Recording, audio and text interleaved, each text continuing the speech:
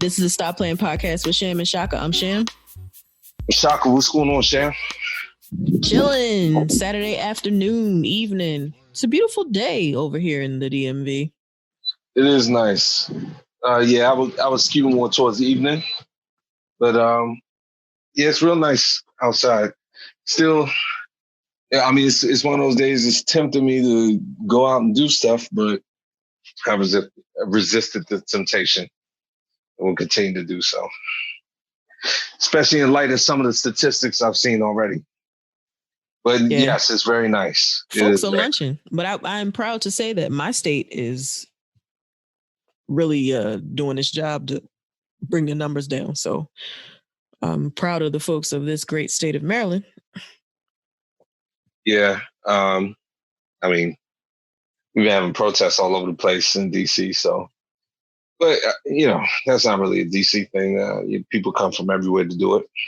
Right. I was going to say I had a couple friends come down there, but there's been a lot of protests, specifically in Baltimore. Mm-hmm. But I don't know if there's been protests throughout the Maryland like that. Yeah, but in general, actually, I'm not even going to sit and say I'm proud of how we'll get to a couple of things I'm extremely proud of in the news as it pertains to DC, but they meaning the city, the government, whatever you want to call it, opened up a little bit more with restaurants and bars this weekend. Mm-hmm. They started that on Friday. So today, obviously Saturday the 13th. Yeah. Friday at 5 p.m. Yeah. Yeah. Which so they started that weird. Yesterday. Like, all right, once y'all get off from work, y'all can go spread some more COVID. Yeah, I guess that really does sound like that was the logic if you want to make that the time. So they opened that yesterday. So we'll see how that plays out over the next couple of weeks. I think that even this week we already saw some of the aftermath from opening things up around Memorial Day, and we'll get to that. But we'll actually jump into a little bit of that pretty much right away. But in general, for you, how's your week been, and how things? Are you settling into the house? I keep using that term. Settled as I'm going to be for now. It's probably going to be about 6 months before I'm fully settled. Got a paint estimate today, so going to get the house painted in a couple weeks before all the rest of the furniture arrives. Good.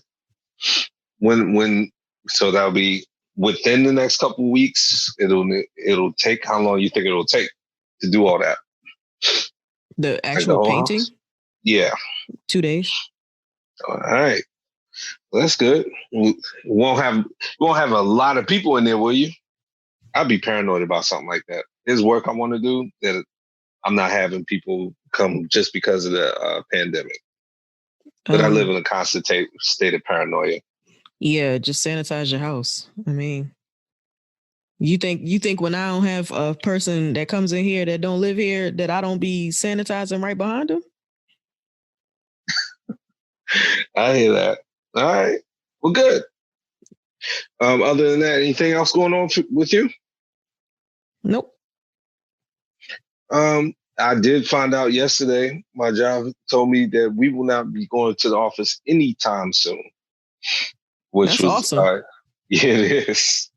It actually came up because we've been having these meetings and, Zoom meetings and stuff like that. And we've been discussing business has been business as usual. And then at the end of one of them, somebody they said, all right, does anybody have any questions? And they were talking about sort of the business matters we were talking about. And somebody was like, I haven't heard anyone give us any kind of date about when they're coming back to the office. And they basically was like, because we're not coming back to the office anytime soon. Now, the funniest part about that was that one of the people at the job was like, and they were like, well, have you guys thought about a date? They were like, well, we thought about it, but you have to have all these protocols when you come back to the office. And, you have to give everyone masks. And then one person was like, and frankly, I don't feel like standing at the door and taking you guys' temperature every time you come in the office. Everyone's doing great working at home, and I don't have time to do that, which I thought was very funny because that would have been my response to. Yeah.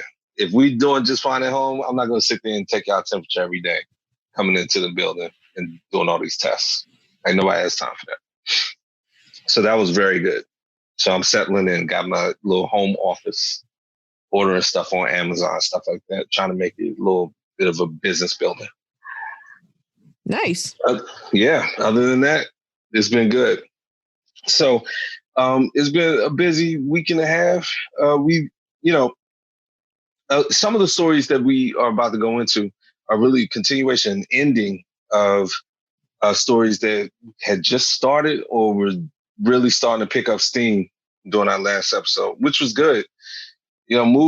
It's funny because you think the pandemic news doesn't move fast. Stories still move fast, and some of them still conclude. Some with a nice bow, some not.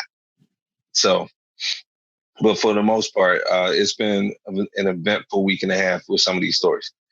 So this first one, out the gate, actually, this was one that we kind of started talking about at the beginning of this season.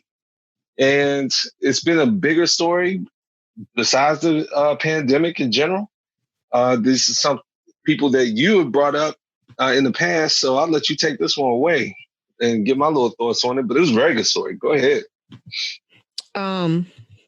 So we're going to start off a little differently because we have been talking about like kind of just like some doom and gloom. But Meghan Markle and Prince Harry. So the Megxit was apparently not like a big surprise for them, at least. I mean, it was a surprise for the world because we were like, yo, what's happening? Like, this is unprecedented, blah, blah, blah, blah. But before they were even married, they had talked about how they were going to distance themselves from the royal family. Like, this was planned from day one, which when I read it, I was like, yo, props to Harry because it was his idea. He didn't want to, he wanted to, it was almost like marrying an American woman gave him the out. Not that, obviously he loves this woman and they're, not that he was just out here randomly picking American women, but the fact that she is American gave him the out that he almost needed to be like, yeah, we out of here. You know what I'm saying? Yeah. So the fact that it was such a big deal and it was such big news, and when it happened, it was like a shock to the world. Like, this was their plan all along. So I found that interesting that story came out earlier this week. It's very interesting. Obviously, I didn't know about the story until you brought it to my attention in preparation for the show. And I'm conflicted. It's now, I'm not conflicted in the sense that you're right. It's extremely interesting to find out. And then it's one of those things, as soon as you find it out, it's like, okay, well, that's not surprising at all. That actually makes a lot of it make even more sense than I thought it made at the time. The thing I'm conflicted about is the article basically says that this new book that will come out about the two of them and I guess the royal family at large. The book is called Finding Freedom. Yes, in August. From what I remember, the article saying it should be published in August. Basically, it's saying that, like you said, Harry was unhappy for a very, very long time. And then, so it even sounds like he was very unhappy even before he met Meghan, and then he met Meghan, and then that kind of set a lot of things in motion as they got closer. We alluded to this when his comments came out after Megxit about, how unhappy he was with the treatment of his mother, Princess Diana, and how that probably he never got over that. Now, he could be unhappy for a lot of reasons, even beyond that, but it's certainly probably, if it didn't start there, it picked up a lot of steam, probably after seeing how his mother got treated and then it leading directly or indirectly to her death. Now, my thing is, Megxit was presented, and still, if not for this article, and I don't know how many people are even going to buy this from the book, was presented like this was all because of Meghan Markle's unhappiness.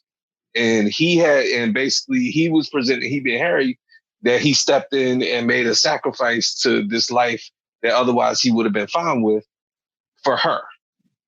Yeah, so, that was never the case.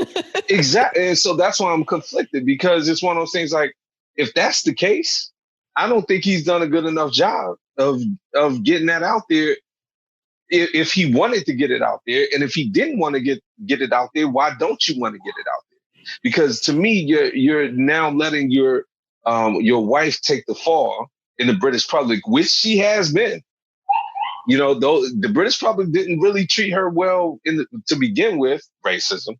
Well, yeah, I was about to say that. Amongst other reasons, right? So that's not going to change. But the point being, to me, I don't think I'm fully in agreement with letting your wife basically take the public relations fallout, or whatever that's going to be for Megxit, if you were the one that wanted to get out.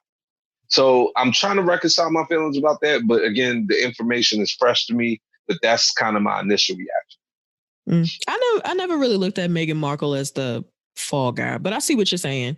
And maybe part of that is them selling this book as well, which would also make it even worse. But I think perhaps a lot of that will be explained in the book. But I want to know, somebody explain to me how they living in Tyler Perry's mansion right now. Like, you know what, Sam? Actually, that's my fault. I actually knew that. My mom keeps up with everything Tyler Perry, and if there was no other source of information to get for that, it would be from her, and she definitely told me that. And I don't know, man. It was one of those things. Maybe I blew it off as kind of like I don't know. Maybe that's like sort of true. And never really dug into it. And then when I saw it referenced again in this, I was like, oh, okay. I guess that did have some juice. Not that I didn't believe it, but I guess I just didn't really take it seriously. I just want to know how of all the people in the entire world, they end up at Tyler Perry's house. I'm going to attribute that one to maybe a few more calls from Meghan than Harry on that front. I don't know. Harry's always invited to the cookout. So I knew. Yeah. Oh my God! I was about to. I pictured you said she about to say he invited to the cookout. Well, he is invited to the cookout, but I don't know. I don't know how good his plate going to be if he out here letting the homegirl take flack for this. We'll see. I'm wrapping my brain around it, Sam. I'm wrapping my brain. So we'll see. You know what? To your point, I don't know. They kind of made me want to get this book. Now, actually, before we move on, that's an interesting point. I hadn't even really thought about it like that. But do they need money? Not really, right? Because, I mean, he's set, but maybe this part of the conditions, they need to get some extra income. I've never really dug into the fallout there. I think they do, because I think what happened was whatever, like, I think the British public or whatever, like their taxes pay for the royal family or whatever. It was some big deal about him leaving and having to pay money back. So I guess with him not being there, he doesn't get to spend the money that is there for the royal family to spend. So perhaps, but Meghan had a little nest egg, I'm sure. She was acting and, doing her thing. She's been doing voiceover work. So, Let me find out. Prince Harry got to sit at the kitchen table, open the classifieds real fast. Hey, you youngsters, before monster.com and all that, that's a reference to how people used to look for jobs. I thought the imagery of that would bring the point home a little better. But anyway. All right, good story though, and I'll be following it. I may end up buying that book. Interesting. So moving on to even better news.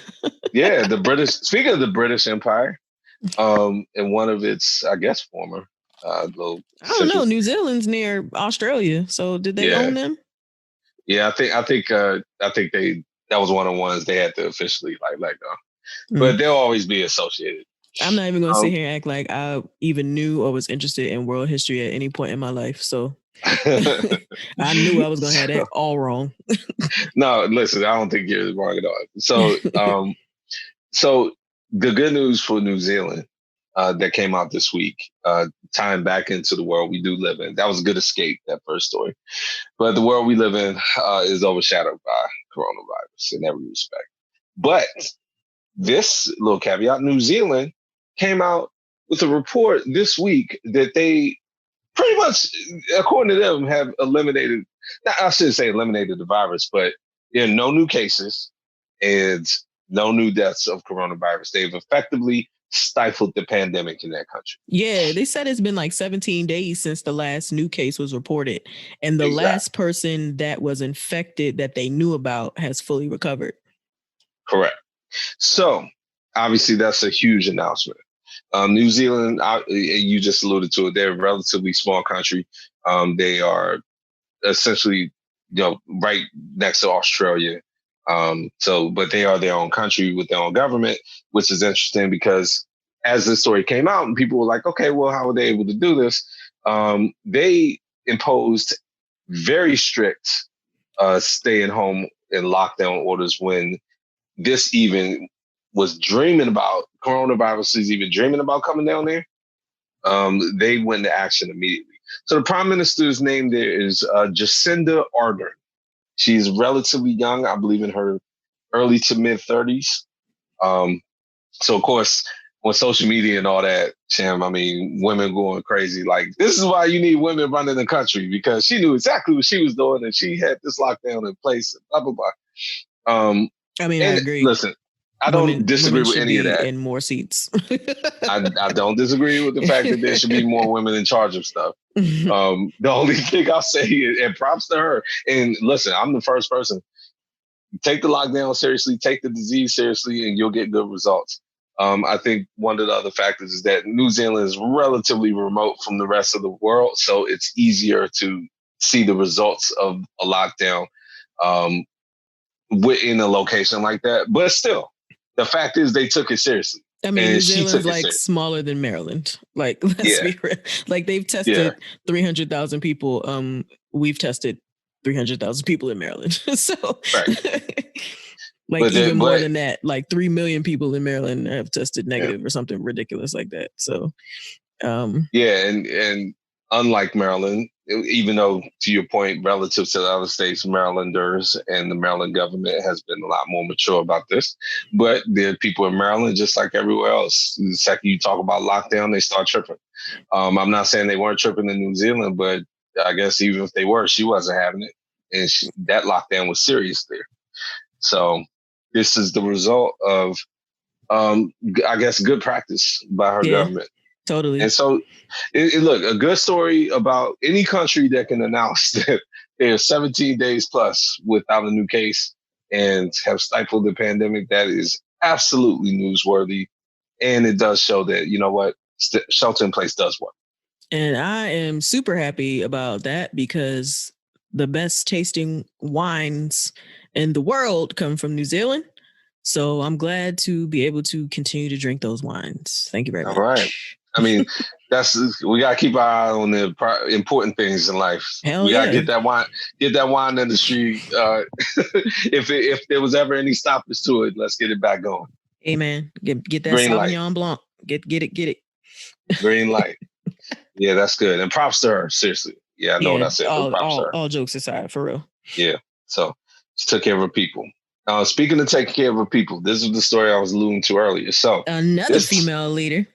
Yeah, this ties back into, we talked about this, and at the time, I will fully admit, I was pretty emotional over the course of the week, angry emotional over what 45 was doing in DC and all the lockdown, or really totalitarian measures and tactics he was taking against a lot of people in DC.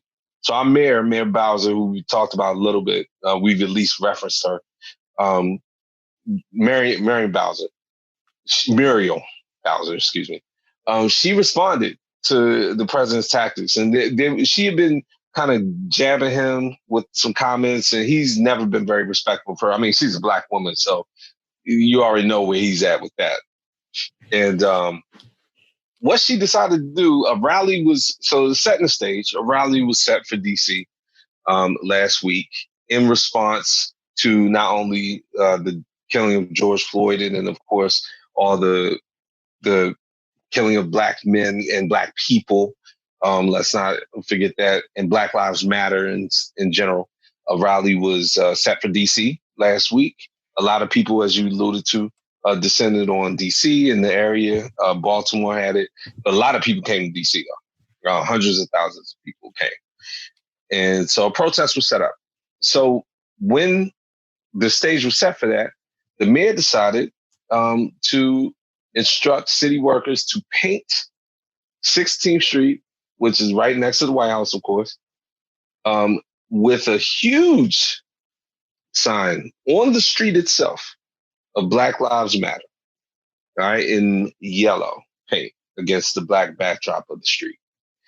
Then, in the same day, she also had the plaza, which, you know, you have Lafayette Square there, which is where the president did his little photo op.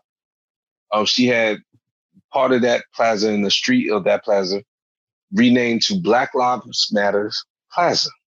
It had the sign actually changed there. So when 45 was looking out his window at night, if you wanted to look out his window and he was looking at that street outside of the White House, you would see a big mural, Black Lives Matter there in paint for the protest. Sham, I'm not too sentimental about gestures like this. I don't know, I guess maybe because I was still raw from the previous week. This hit home. I love this. I loved every second of it. Even, you know, and it did end up getting, I wouldn't say vandalized, but there were, you know, little things added to it later by people during the rally and stuff. I love this. I loved every second. This was a troll of 45's level that he got so mad. All he could do was just come after her on Twitter and say she was incompetent and stuff like that, which to me showed it hurt his heart because I was so pissed. He came out of nowhere. Yeah, it was great. I was so mad because, you know, I don't live for his tweets, but I felt like after a gesture like that, he would like go real hard in one of his tweets.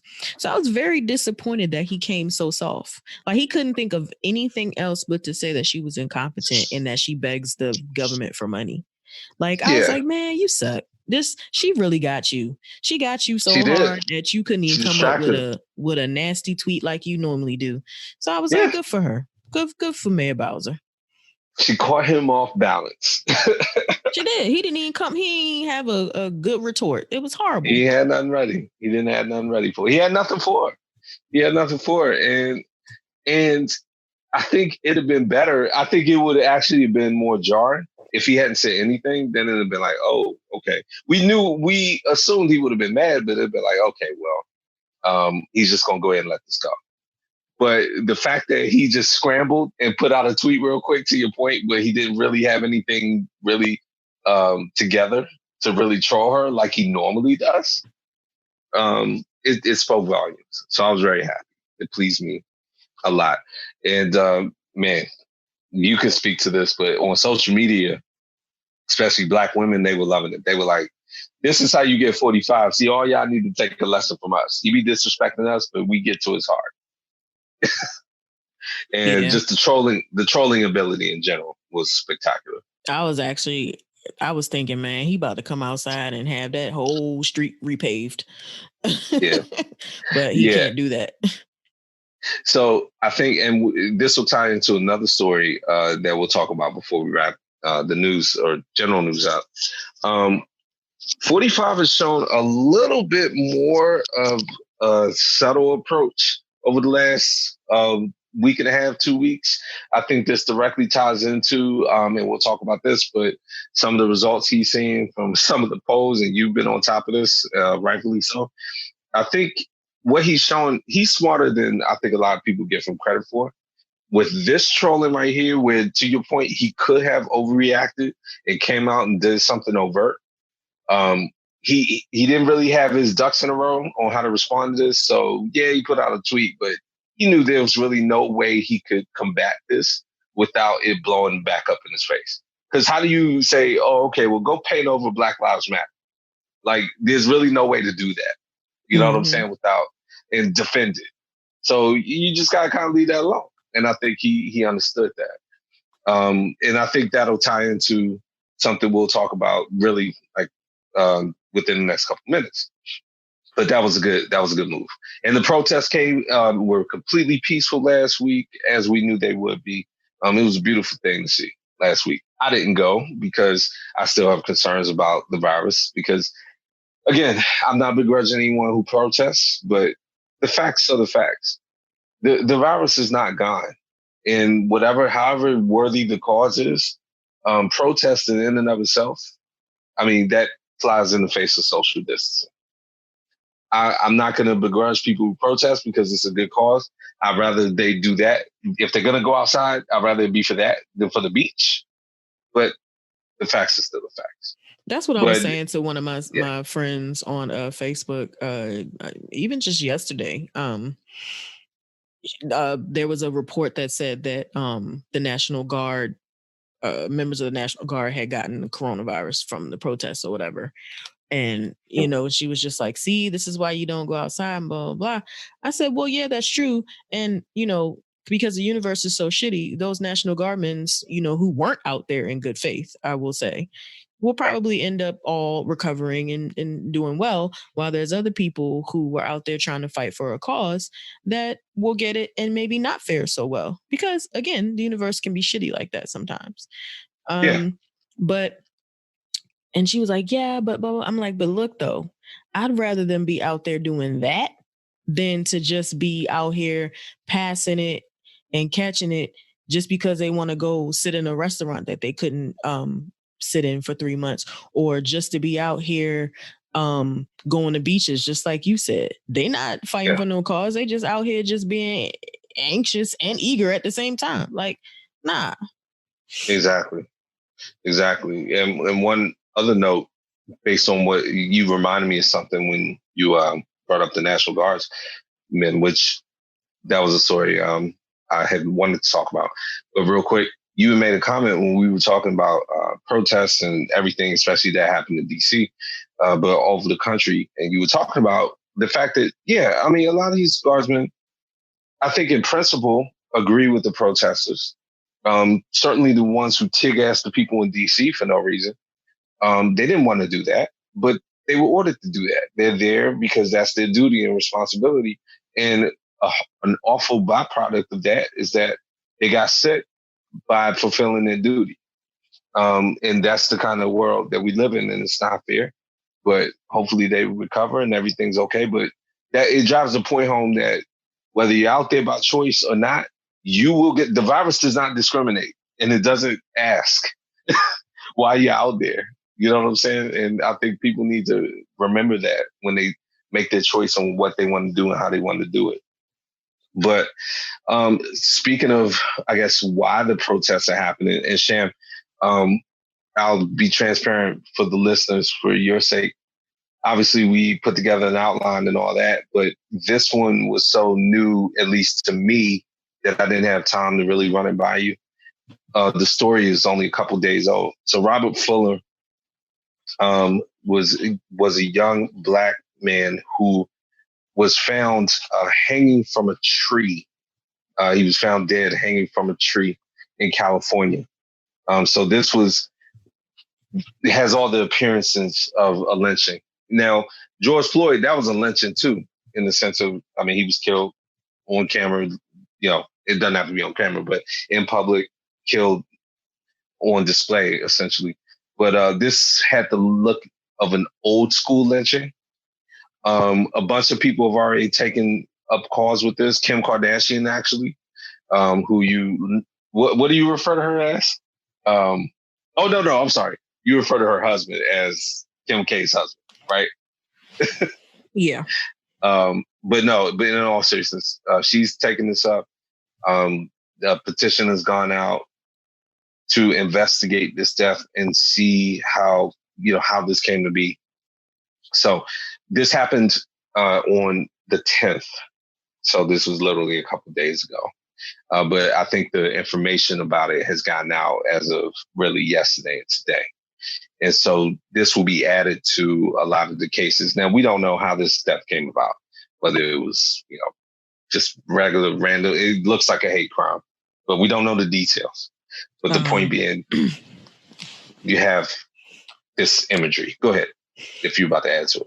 Oh, no, I was just saying, like, that's the second time this week that I've heard of somebody being hung. It was a young lady who was pregnant, 8 months pregnant, that was hung from a tree. It wasn't in the United States. It was in South Africa. But when I saw that, and I was like, whoa. And then now you bring up Robert Fuller, I'm sorry. And I'm like, damn, we doing this now too? I feel like partially, and I've always said in the past that I was so happy that I was born later in the later in the years, I want to say, because I wasn't alive during the worst parts of life for Black people or African Americans and such. Like, I used to say, I'm so glad I didn't have to grow up when my grandparents grew up and all this kind of stuff. But now I feel like, and they always say history repeats itself, but this was one part of history that we all, and I feel like even white people, didn't want to repeat itself, but it now has. And I feel like, wow, are we like about to be knee deep in a civil rights movement for real? Like it was back in the 60s. Like it feels like it. It feels like it, right? I'm just, oh my God. But it's a good question you ask, because, you know, you don't want to over romanticize stuff. It makes me think about, you know, when my grandmother was alive, I would talk to her, or I guess try to talk to her about like the civil rights movement and stuff. And, you know, she was born in the 30s. And then my mom was born, obviously, like kind of right before really the big civil rights movement took off. But especially my grandmother, she was born in South Carolina and was raised down there. And I would try to talk to her, and I mean, she would talk to me. It's not like she wouldn't do it.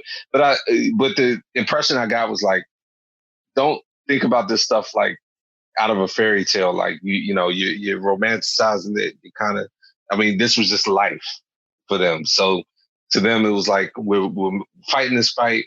We're fighting through it, and then eventually, now we've gotten to this place. But the fight's not over, basically. So don't try to come to me with stars in your eyes and have to tell you all these flowery tales of the civil rights movement. I say all that to say, hopefully our generation doesn't go into what's happening now with all kind of romanticized versions of how it's going to play out. There's going to be ugliness.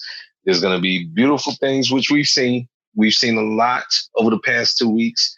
Of, you know, especially white people stepping up, a lot of people calling people to the carpet and stuff like that.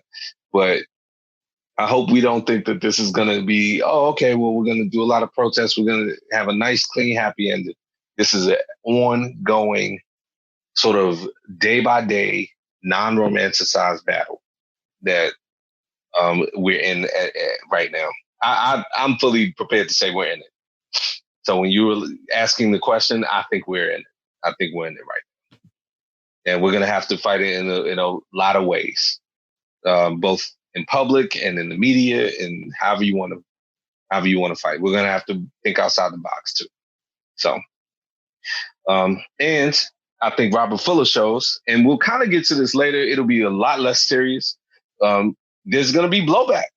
It's not just going to be this nice little moment where everyone takes, you know, George Floyd dies and then all these worldwide protests happen and then everyone comes to an understanding about race. Oh, nah. I mean, racism existed for a reason. And there are people who do not appreciate what's happening. And this is the kind of result. Even though I don't have a lot of details, it certainly looks like this is blowback for that. So everybody needs to buckle up. Would you agree? I mean, not necessarily, but... about which part? Point. Oh, okay. Well, since this story isn't going to die today, we'll definitely dive into it in general a lot more. Now, actually, the next story we talk about real quick. This is one in which there's been a division already, and I'll be curious to get your thought about it. So, with the Black Lives Matter movement and with the protests that's been happening, and especially with the killing of George Floyd specifically, You have the call to, and the language is very specific, even though it's been debated, defund the police. So along with that, let me just get one story out the way real quick.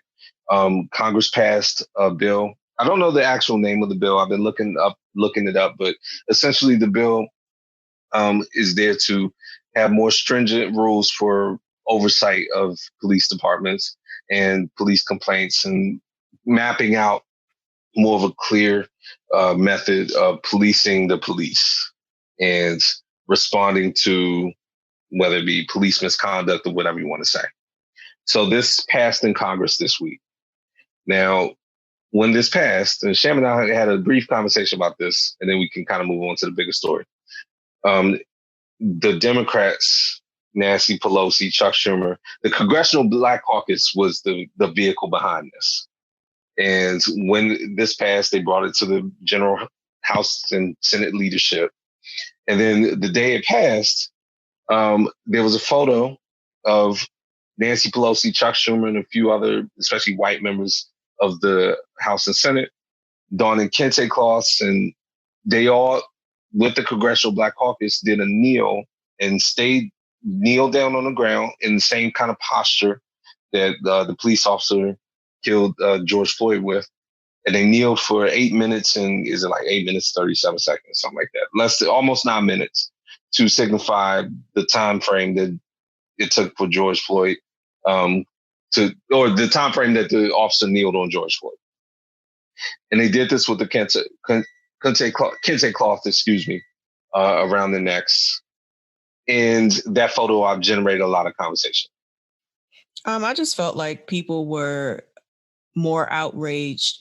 I feel like they were outraged about the fact that there were these white people in a photo wearing kente cloth, and that outrage distracted them from the fact that a bill was passed, an important bill was passed.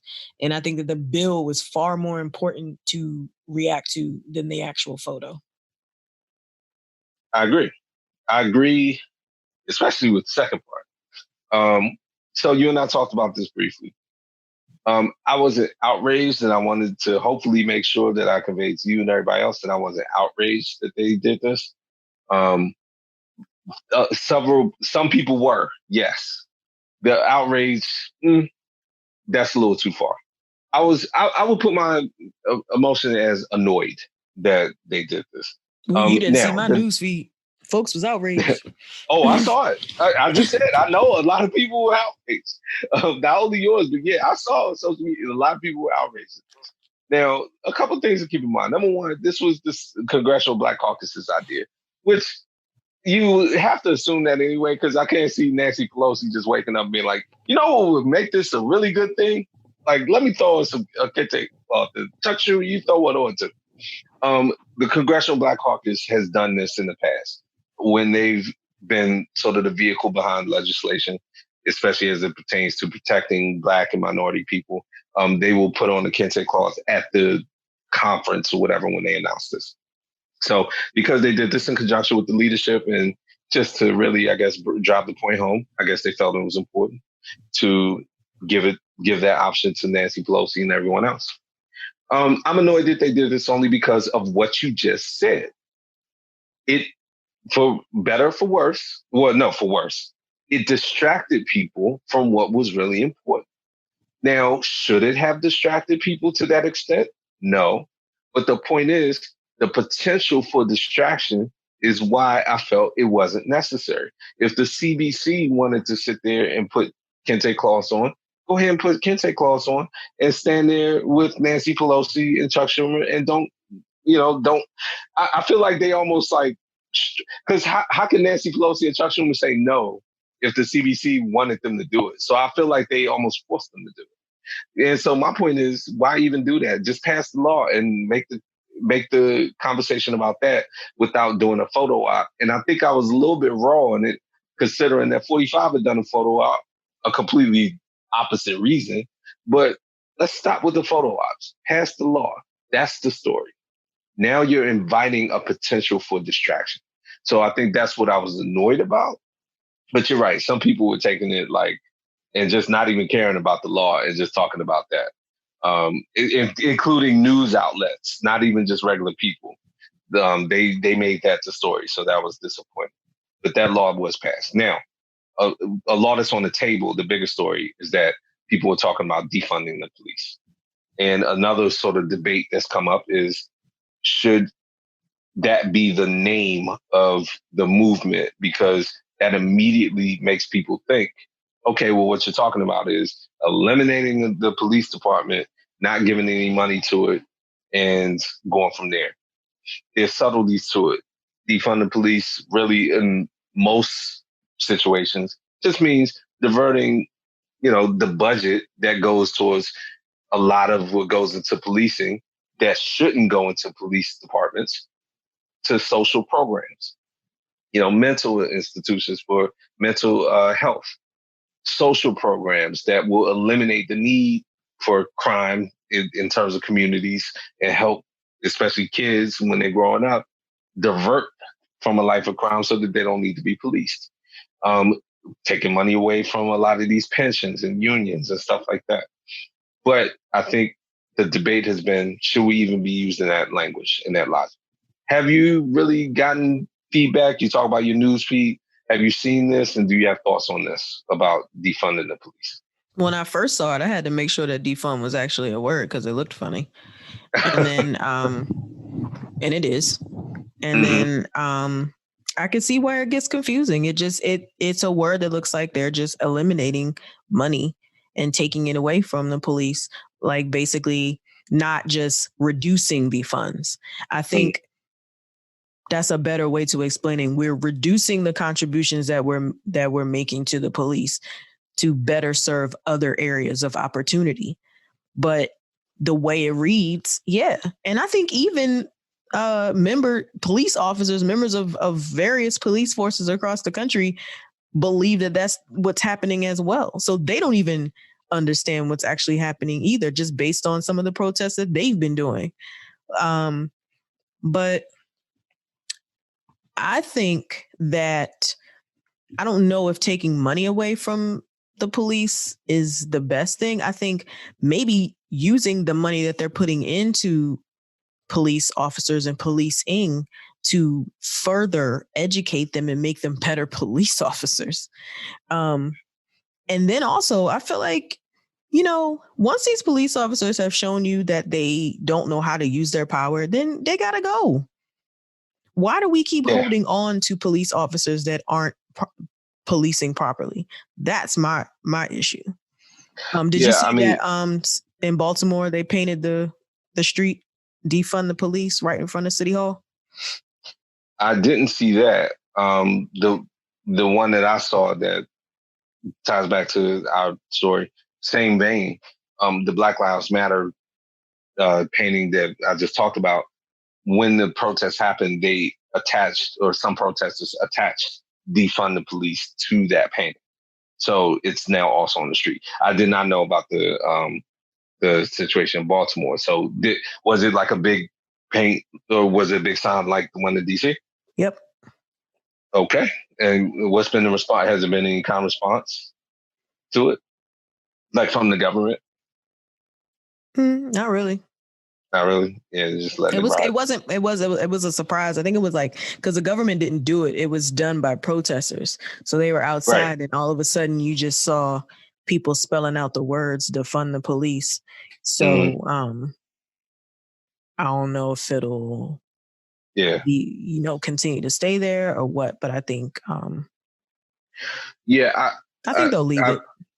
Yeah, just to kind of wrap up this particular story, my opinion on it is that, I think this is a prime example of a lot of things in this country, especially when you're talking about politics and social issues. When you first are introducing an idea, the branding of it and even the name of it is so important, because people jump to conclusions very quickly, and it's extremely, extremely hard to dissuade people or change people's mind or get them to even open their mind to what you're talking about if the initial branding hits them the wrong way. And for defund the police, the fact that you have to explain it, I think, is problematic. A lot of Americans just don't do.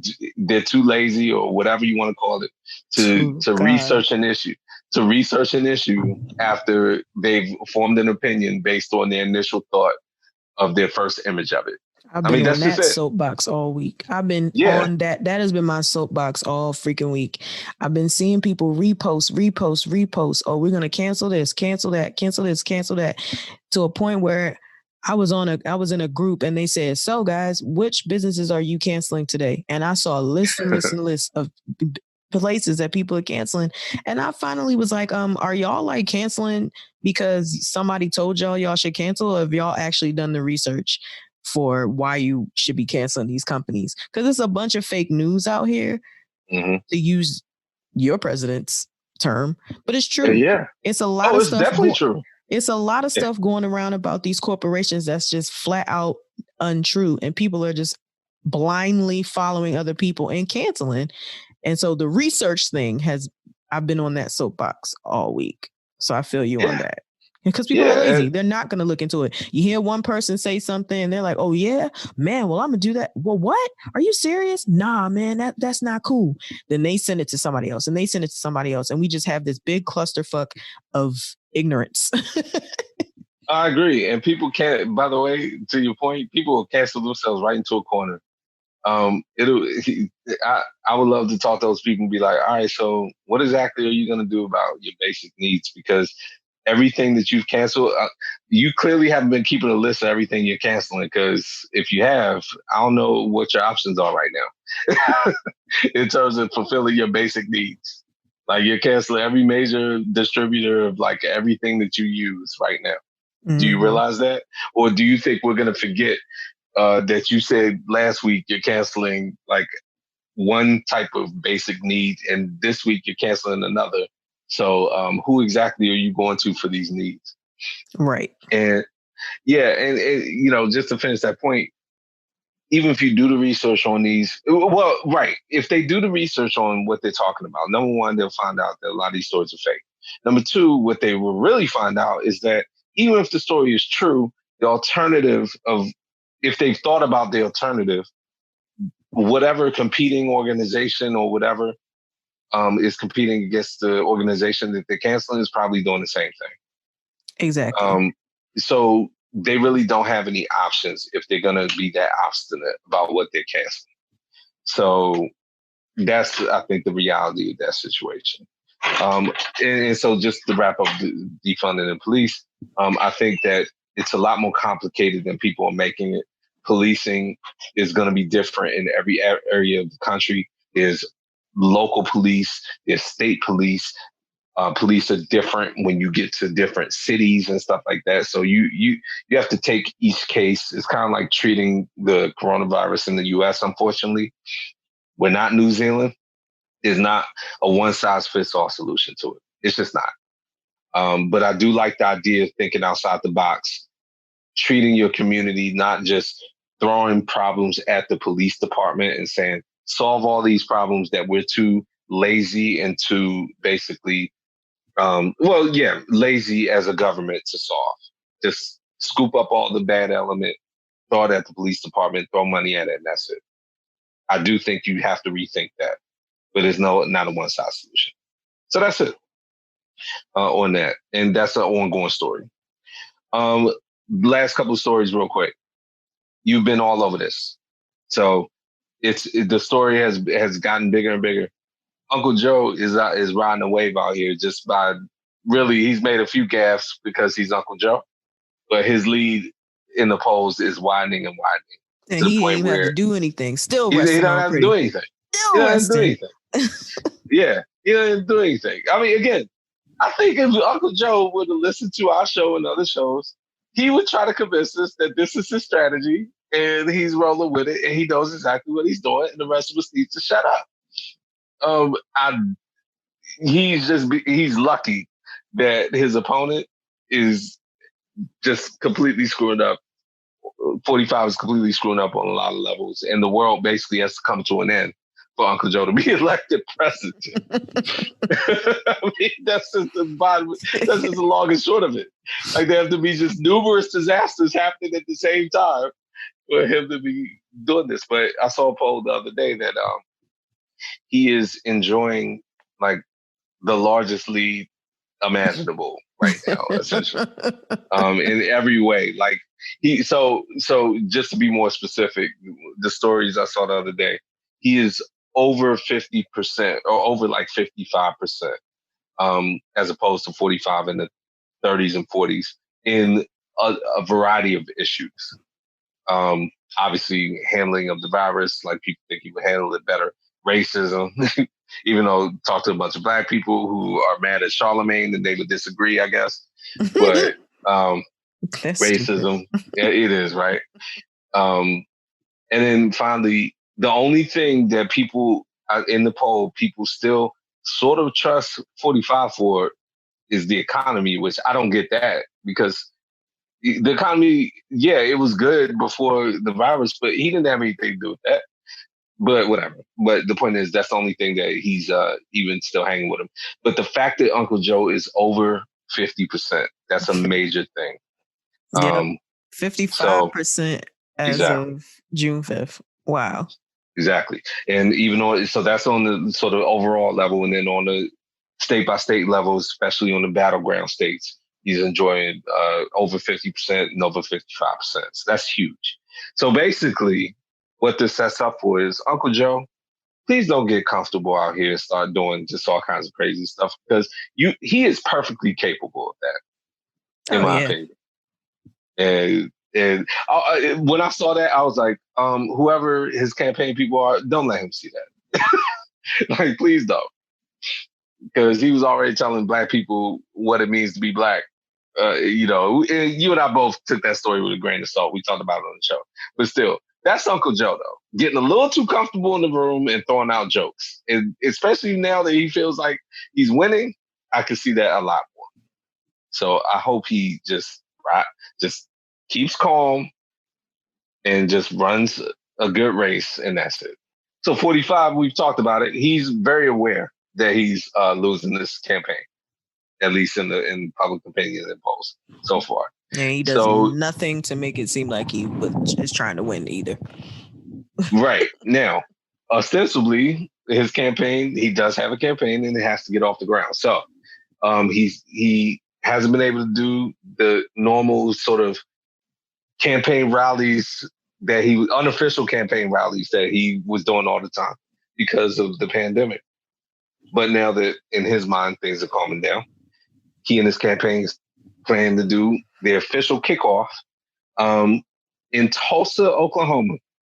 And they were going to do it on Juneteenth, which to our uneducated listeners, Juneteenth is recognized officially or unofficially, however you want to say it, is the day slavery ended for Black people in this country. And in general, it's just a day of recognition of slavery and or its ends, and really brings home how far or not far we've come since that time. Now, the reason it's especially poignant in Tulsa, especially that day, is because that's also the holiday, if you want to call it that, or the anniversary, if you want to call it that, of the Tulsa bombings, when they bombed Black Wall Street in Tulsa. And it offended a lot of Black people, including myself, that 45 would even dream of holding a rally, which would inevitably draw out all his racist supporters, because he is a racist, on a day that showed just the horrible effects of racism in this country. Now, here's an interesting thing about this, and this is what I was alluding to earlier. So this is announced early in the week that he's going to do this. So this gets all kinds of blowback immediately, especially in social media. So then Sham, yesterday/today, in a very rare move, 45 comes out and says, you know what? I've decided to move my event in light of the fact that, it was going to be held on the same day, especially in Tulsa, when this horrible event happened, and now he goes on to say he talked to his black friends about it, and that's what persuaded him to do this. So this has already been met with skepticism. Like, really? Come on, man. Like, you already knew that. No black friends. Well, he does, but I mean, Ben Carson will be one, right? He ain't his friend. Yeah. Ben Carson thinks that's his friend, but and also this was a rare move because this was him acknowledging. And he certainly didn't say I was wrong for trying to do that in the first place and not like that. Which inevitably leads me to the conclusion that, okay, this was a calculated move in the sense of you put the event there and you announce it as if you don't know why it will be a problem, like it was just an accident. And then you try to come out and seem, like you made this magnanimous decision based on your talk with all your black friends and that you wanted to be considerate in moving it.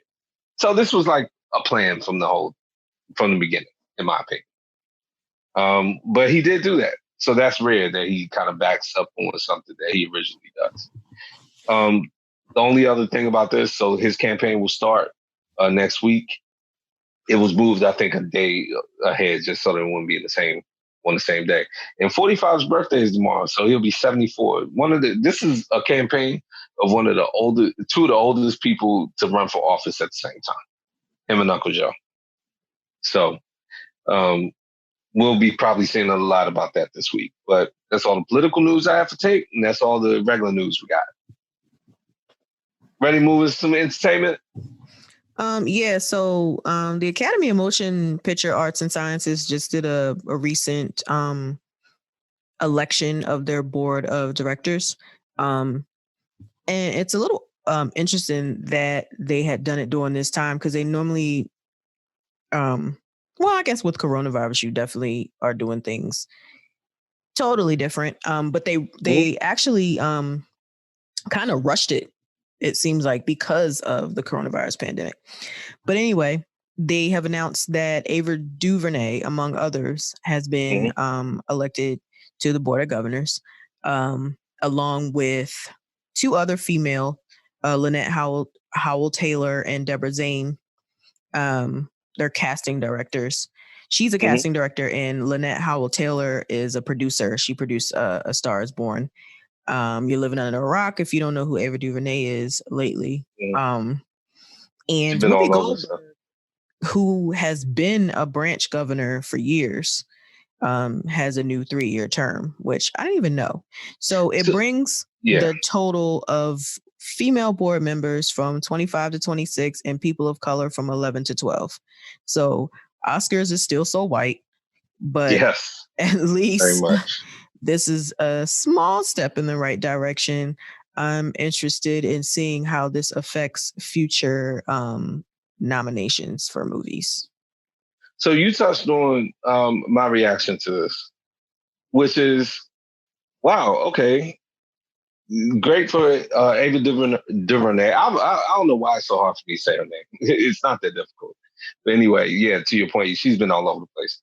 So good that I'm glad she's a part of it because I think based on her work and the work I've seen from her, she will bring some fresh ideas to how they do things.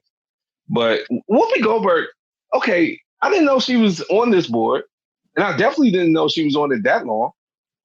So it kind of made me scratch my head like, Whoopi Goldberg, in my opinion right now, you could correct me if I'm wrong, I don't watch the show, but isn't she basically the de facto like main host of The View? She absolutely is. And I feel like if she was on this board of the Oscars, and yes, there are not that many Black women on it, which is kind of my point. I feel like she hasn't been vocal enough about the fact that she's on this board. Because I think it will be one of those things where it would invite questions of, okay, well, what are you doing on this board to sort of push the movement to make it less white? I'm not putting that part on her shoulders because I know that's a hard road to push up. But I guess my point is, am I not, the fact that you said you didn't know that, makes me feel a lot better, because I was sitting there like, okay, well, wow, how do I not know that? How does she not put that out there that she's on this board? You see what I'm saying? It would be like if, like with all the problems we as Black people have had with the Oscars, and with the platform that Whoopi, so I'm saying my point a lot better now. With the platform that Whoopi Goldberg has, and the fact that she does use that show as a platform for a lot of her views, I would think her being on the board of the Academy, especially how long she's been on it, would have been a lot more of a known fact than it is. So I don't know what to think of that, but good for Ava DuVernay. And the Oscars, I mean, change is going to come a baby step at a time, it seems like. I will be interested in seeing how much change will happen next year, specifically after this whole new civil rights movement happens. Yeah. A couple little tidbits from that article, and it was a good article. You sent me that. So you were talking about how they were trying to react to the pandemic. So one of the things they're trying to do, they're making video on demand and, streaming and stuff like that. Those categories obviously a lot more wide open. The article mentioned, because Netflix has been killing the game for them. Exactly. And I know there was a lot of hesitation about realizing Netflix as a vehicle for motion pictures, but they've had no choice. You have no choice because people can't go to the theater. And when you have movies like The Irishman, I mean, that's a feature film. Like you can't exclude it. That's just one example, but the point being. And then also what I found interesting, was they had to move dates around, which makes all the sense in the world. They didn't move it that much. They didn't move it as much as I thought. They only moved the dates for submission and stuff by a couple months. So I guess that's good. I mean, I think they're just trying to not move it so much that it has a domino effect on, I guess, future years coming up. But they moved the deadlines for, I think, submissions up by a couple months for what I could see in that story. So they're trying to be flexible based on the crisis. But we'll see how that shakes out. So we got, in that same vein, got another entity that we talked about in the past. Take it away. The Grammys. Yeah. This one was a lot more, this article was a lot longer, right? Well, yeah, it was a lot longer, but I don't know if it was that interesting. So the Recording Academy has decided to rename some categories, and there are categories that include Black and Latinx, Latin. How do you say that? Latinx, Latin. I don't know. Don't get Black and Latin artists. Yeah. So Best Progressive R&B Album used to be called Best Urban Contemporary Album, which basically just means younger R&B artists as opposed to R&B artists like Gladys Knight. So if she comes out with an album, hers is going to be in a traditional category, whereas if her comes out with an album, it's going to be in this category. Yo, when they were going through these categories, names and all that, I was like, yo, what were these people thinking? What were these names? Right. And the one that got me was they changed best rap sung performance to best melodic rap performance. Right. Now, you know why this cracked me up? Because remember back in the day, well, I mean, they still beefing, but when 50 Cent called Ja Rule an R&B singer, like yes. That was his primary complaint about him. Right. And when they said best melodic rap performance, I instantly thought, man, Ja Rule was way before his time. This is his category. Yeah. And then the two Latin music categories that they've changed, best Latin pop album is now best Latin pop or urban album, and Latin rock, urban or alternative is now best Latin rock or alternative. So they've removed the urban from the one category and put it in the other, which, okay, look, I know y'all trying to be more inclusive in ways, but they're making it way more divisive.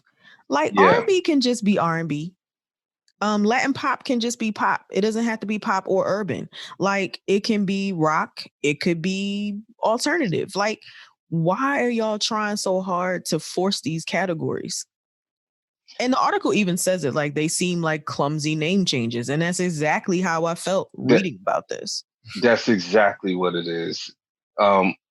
I think the article in and of itself, and the reason I thought it was interesting was and because this article's on NPR, by the way, for folks that, just give them credit. And the author of the article said herself that she had been involved. She was on a Grammy committee, because there are all these committees, and sort of offshoot committees as well. Her husband was involved in committees and had done work that had been nominated or won Grammys, and she had done work in the same way. And so she had an insider's view, was her point. But the article was very long, and even the article itself, I think, was a reflection of what we're talking about. There was so many subjects. It was so tedious. It was so long.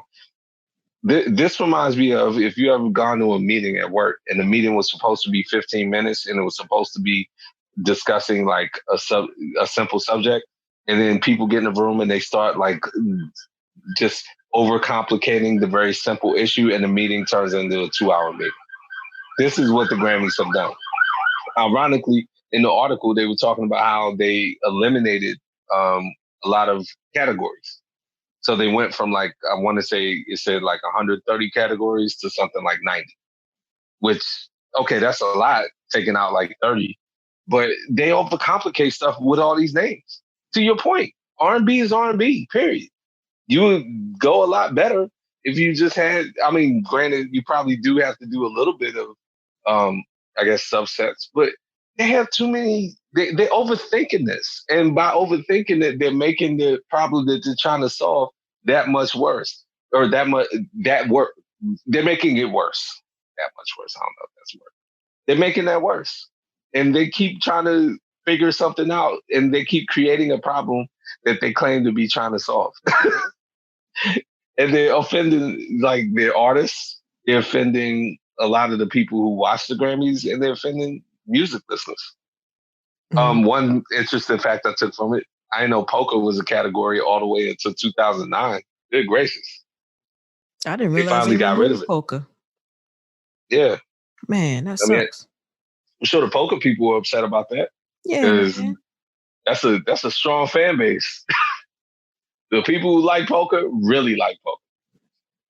So they did reference what we talked about with that whole Puff story, that they didn't go into the depths that we went into, because they don't have the stomach for that. They don't know the intricacies of Puff and how he screwed up all his artists. But they did mention that. Yeah, I'm going to need him to take a seat in the corner and not bring attention to himself. Correct. As far as that is concerned. Yeah, but we'll see. We'll see how that. You watched the Grammys and you gave a very in-depth sort of analysis of the last show. So we'll see how these changes manifest themselves on the new show, on upcoming productions, I guess. So speaking of folks that are offending people, so we've talked about the movement, the Black Lives Matter movement, in our earlier segment, which is really in the forefront lately. It took a few years, but it's out here now. Yeah. So lots of networks are starting to cancel in the vein of cancel culture. Yeah. Canceling some of their most recognizable reality TV stars. Because folks out here, sometimes the Twitter fingers, they just keep going and going and going and don't know how to stop. Now, the first one I thought I learned about this week, and I watch a show called The Challenge on MTV. I've watched it since it was called Real World Road Rules Challenge. And I am a big fan of the show. I never miss an episode. One of the stars of that show, who actually won the challenge last season, is a woman by the name of D. Nyan, I want to say. I've never known how to pronounce Nguyen. Some people say it's Guyan. Some people say it's. I thought it was just Win. Or Win. So okay. Yeah. So I've heard it pronounced several ways. So D Okay. from that show was MTV decided to part ways with her completely. Okay. And they made a statement on their Twitter that they will not tolerate insensitive comments about social injustice or anything like that. She and another competitor on the show, who is a Black woman, had a back and forth on Twitter that was not so lovely, and MTV quickly canceled her. Two stars from Vanderpump Rules, which is a very popular show on Bravo. Yes, it is. I haven't seen it, but I've heard of it for a long time. Yes, it is. 8 seasons of good. Yeah. Apparently, I've only seen like a little bit of it. It's not my cup of tea because it skews younger. Mm-hmm. So I'm like, but it's a spinoff of the Real Housewives of Beverly Hills. And two of their biggest stars that were on the show from inception were fired, and Bravo is parting ways with them. And then there were two other cast members that just came on the show last year that were also fired. And both camps, D's and another. So going back to the challenge, I didn't mean to skip over this. There's a competitor on there. His name is Corey, and he has also been on other MTV shows. Are You the One? And he and his girlfriend, who is pregnant, were supposed to have a show that started this week where they go through the process of them having the baby. And MTV put the kibosh on that immediately after finding out that she made racist statements on Twitter. Now, Corey, the guy on the challenge, is Black. She is white. But the statements she made were prior to her being with him. And apparently, from what I could read on her feed, she has an uncle who was either dating or married to an Asian woman. And she basically was like, yay, my aunt's Asian. She can come make me some sushi or something like that. Yeah. I mean, on the surface, you shouldn't say it. You shouldn't say it, I guess. But man, cancel culture is real out here, ain't it? Yeah, these networks ain't playing. And so that's been like big news. These reality stars, you out here thinking that the money gonna be long. Look, these networks just trying to keep their viewers. And it was one that I learned about yesterday, and we talked about Meghan Markle a little earlier. Her best friend, Jessica Mulroney, she was fired by Good Morning America because she made a social media threat to a Black influencer. And I saw a little bit of the video of said influencer, Sasha Exeter, when she talked about the conversation that she and Jessica Mulroney had. And she was like, and this is why saying you have a Black best friend doesn't work. Yeah. Because she's saying, I'm sitting here and I'm having the conversation with this woman, and I'm thinking to myself, your best friend is arguably the most famous Black woman in the world right now. And you're sitting here talking this mess. Like, and she was like, that's when I knew that the white privilege was strong. Super real. Super real. One insertion real quick. The head of CrossFit, Greg Glassman. Yes. Had to resign, right? Mm-hmm. Based on comments on Twitter. That's huge. CrossFit worldwide. And I mean, the fallout for that was like 2 or 3 days. It took no time that he resigned. So I thought I would just throw that one in there, just to bolster your point about, hey, you get on here, you get on Twitter, social media, and run your mouth. The blowback is swift and terrible right now. Especially now, because Good Morning America wasn't trying to cut ties with somebody who did blackface that fast. So I mean, right. Yeah, they had to do all kinds of tap dance around that. And she still got paid. Right. Or was that to Today's Show? Either way, folks wasn't cutting folks that fast then, but they are now. So yeah, no, I think it was the Today Show, and it took them a week, 2 weeks of tap dancing. It was a minute. Yeah. So but Yeah, Yeah. if you don't get comfortable watching these reality shows because they dropping like flies. So be careful of who you start getting used to watching on TV. A couple other TV quick hits. Cops. I think I saw a story that Cops is. I mean, yeah, that got canceled. I get they canceled Cops. Yeah, like Cops had to go. Cops has been coming on at least for 30 years, if not longer. Because I've been not watching Cops, but I remember Cops being on when I was a kid. Oh, I watched it. Me and my dad used to watch it. Really? Mm-hmm. Why? I guess the same reason I watched Cheaters. It was entertaining. Yeah, I mean, I guess I don't know, but anyway, it's been canceled. And then there was a show. I forget the guy's name, but he was like a sheriff or whatever on one of these reality. Or it was a reality show about him. He was retired, but the show revolved around how he used to be a sheriff. And he was complaining about how he was like an unwitting victim of this. But I think his record was checkered at best. So to your point, yeah, it's coming for everybody. It's coming for everybody. But in all seriousness, though, I hadn't heard this about anybody else, but the young lady from the challenge, Dee Wynn, apparently she, after everything happened, she took a mental hit and was apparently kind of suicidal, or had what it was implied that she was suicidal and they had to take her to a facility and stuff like that. You don't ever want that to happen.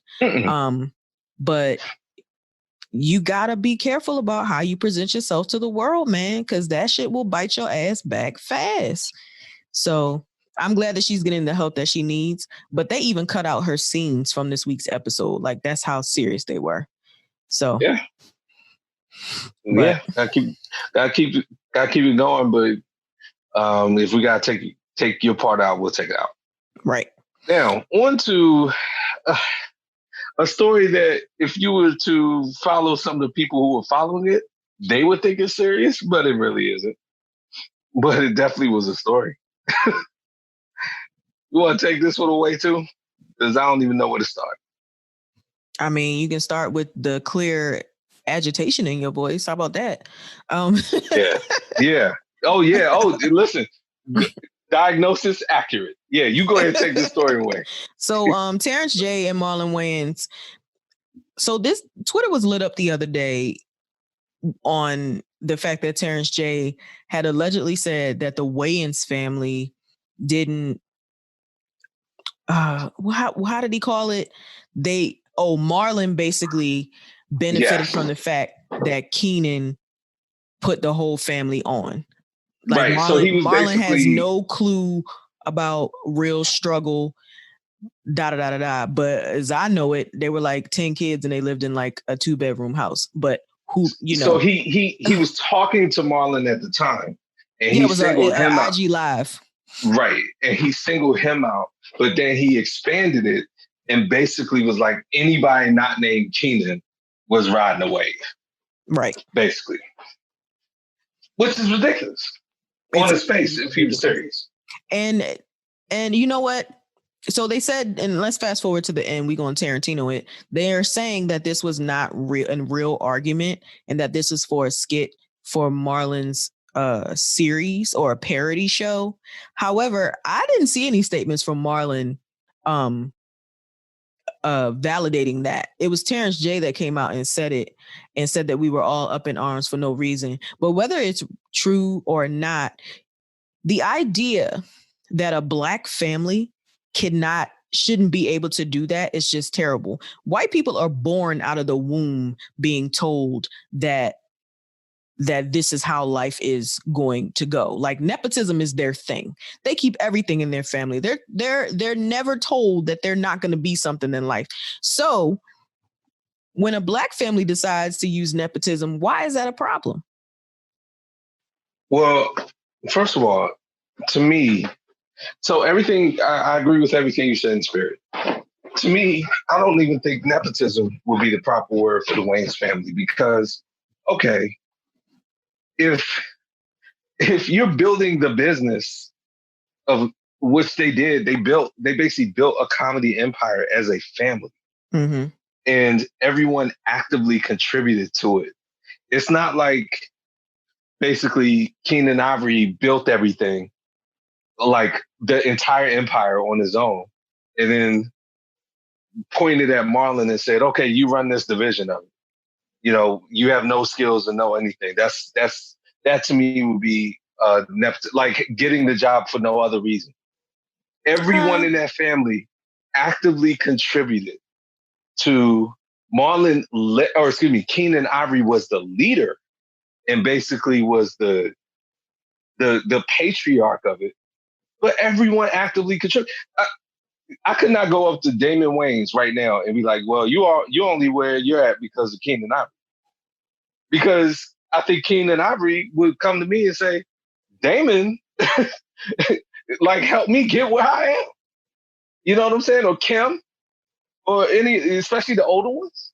Yeah, I could definitely argue that Damon probably is more, I don't know, than Keenan. Like I feel like as far as notoriety is concerned and just putting in work out there in front of everybody, like Damon was doing stand up and comedy way back in the 80s, and Keenan was doing a lot of the behind the scenes stuff. And actually, correct me if I'm wrong, maybe I'm wrong, but there was a time at least that I thought Damon was older than Keenan. But I may be wrong about that. But the point being, your Keenan point, is the oldest.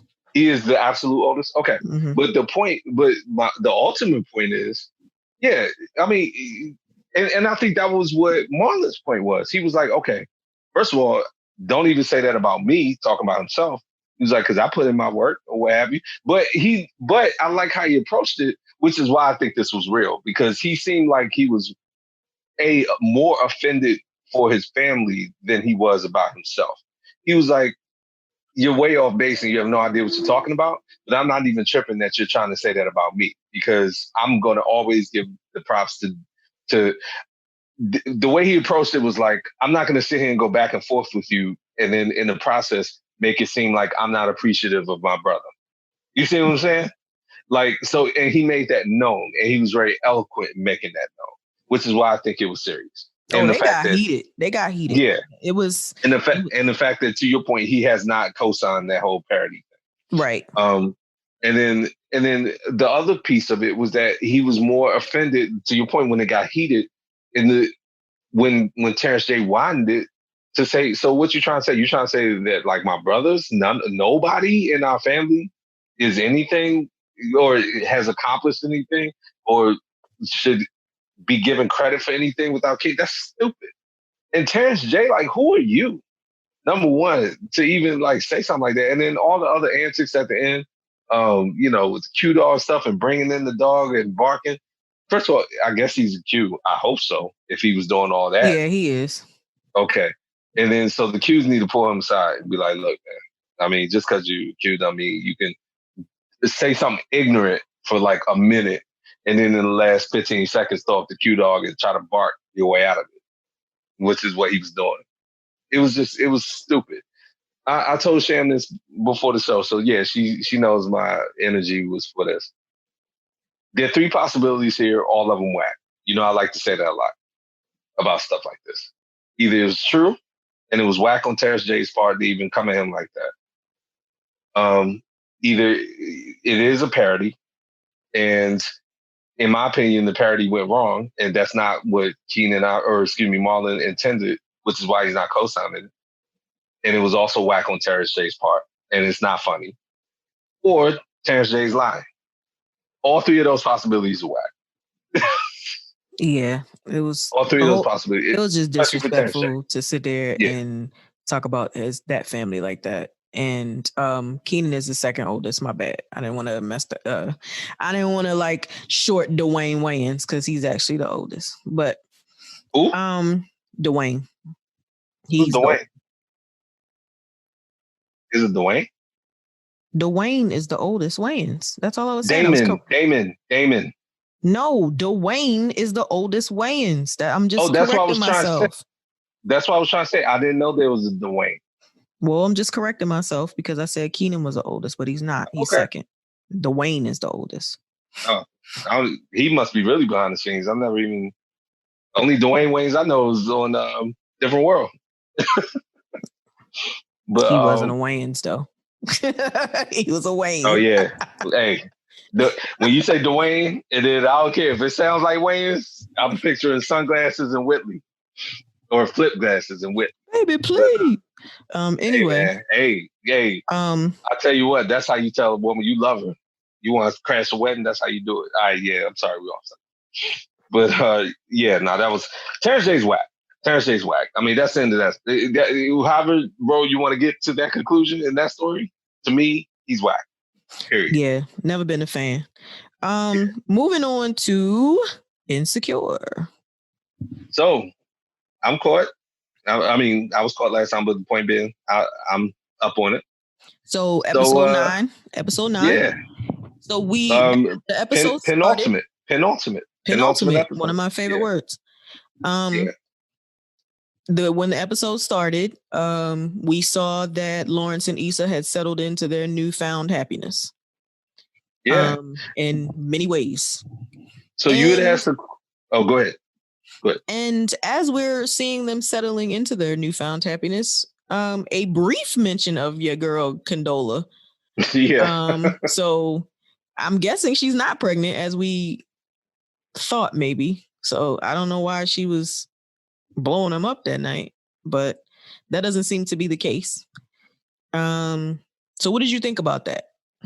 All right. So a couple of things. So you had made a comment last time we talked about, on last episode of our show, that the way Issa, like live Issa, presented the situation with show Issa and Lawrence was that maybe this was just okay, let's have sex one last time or a few last times or whatever, and then let's end it.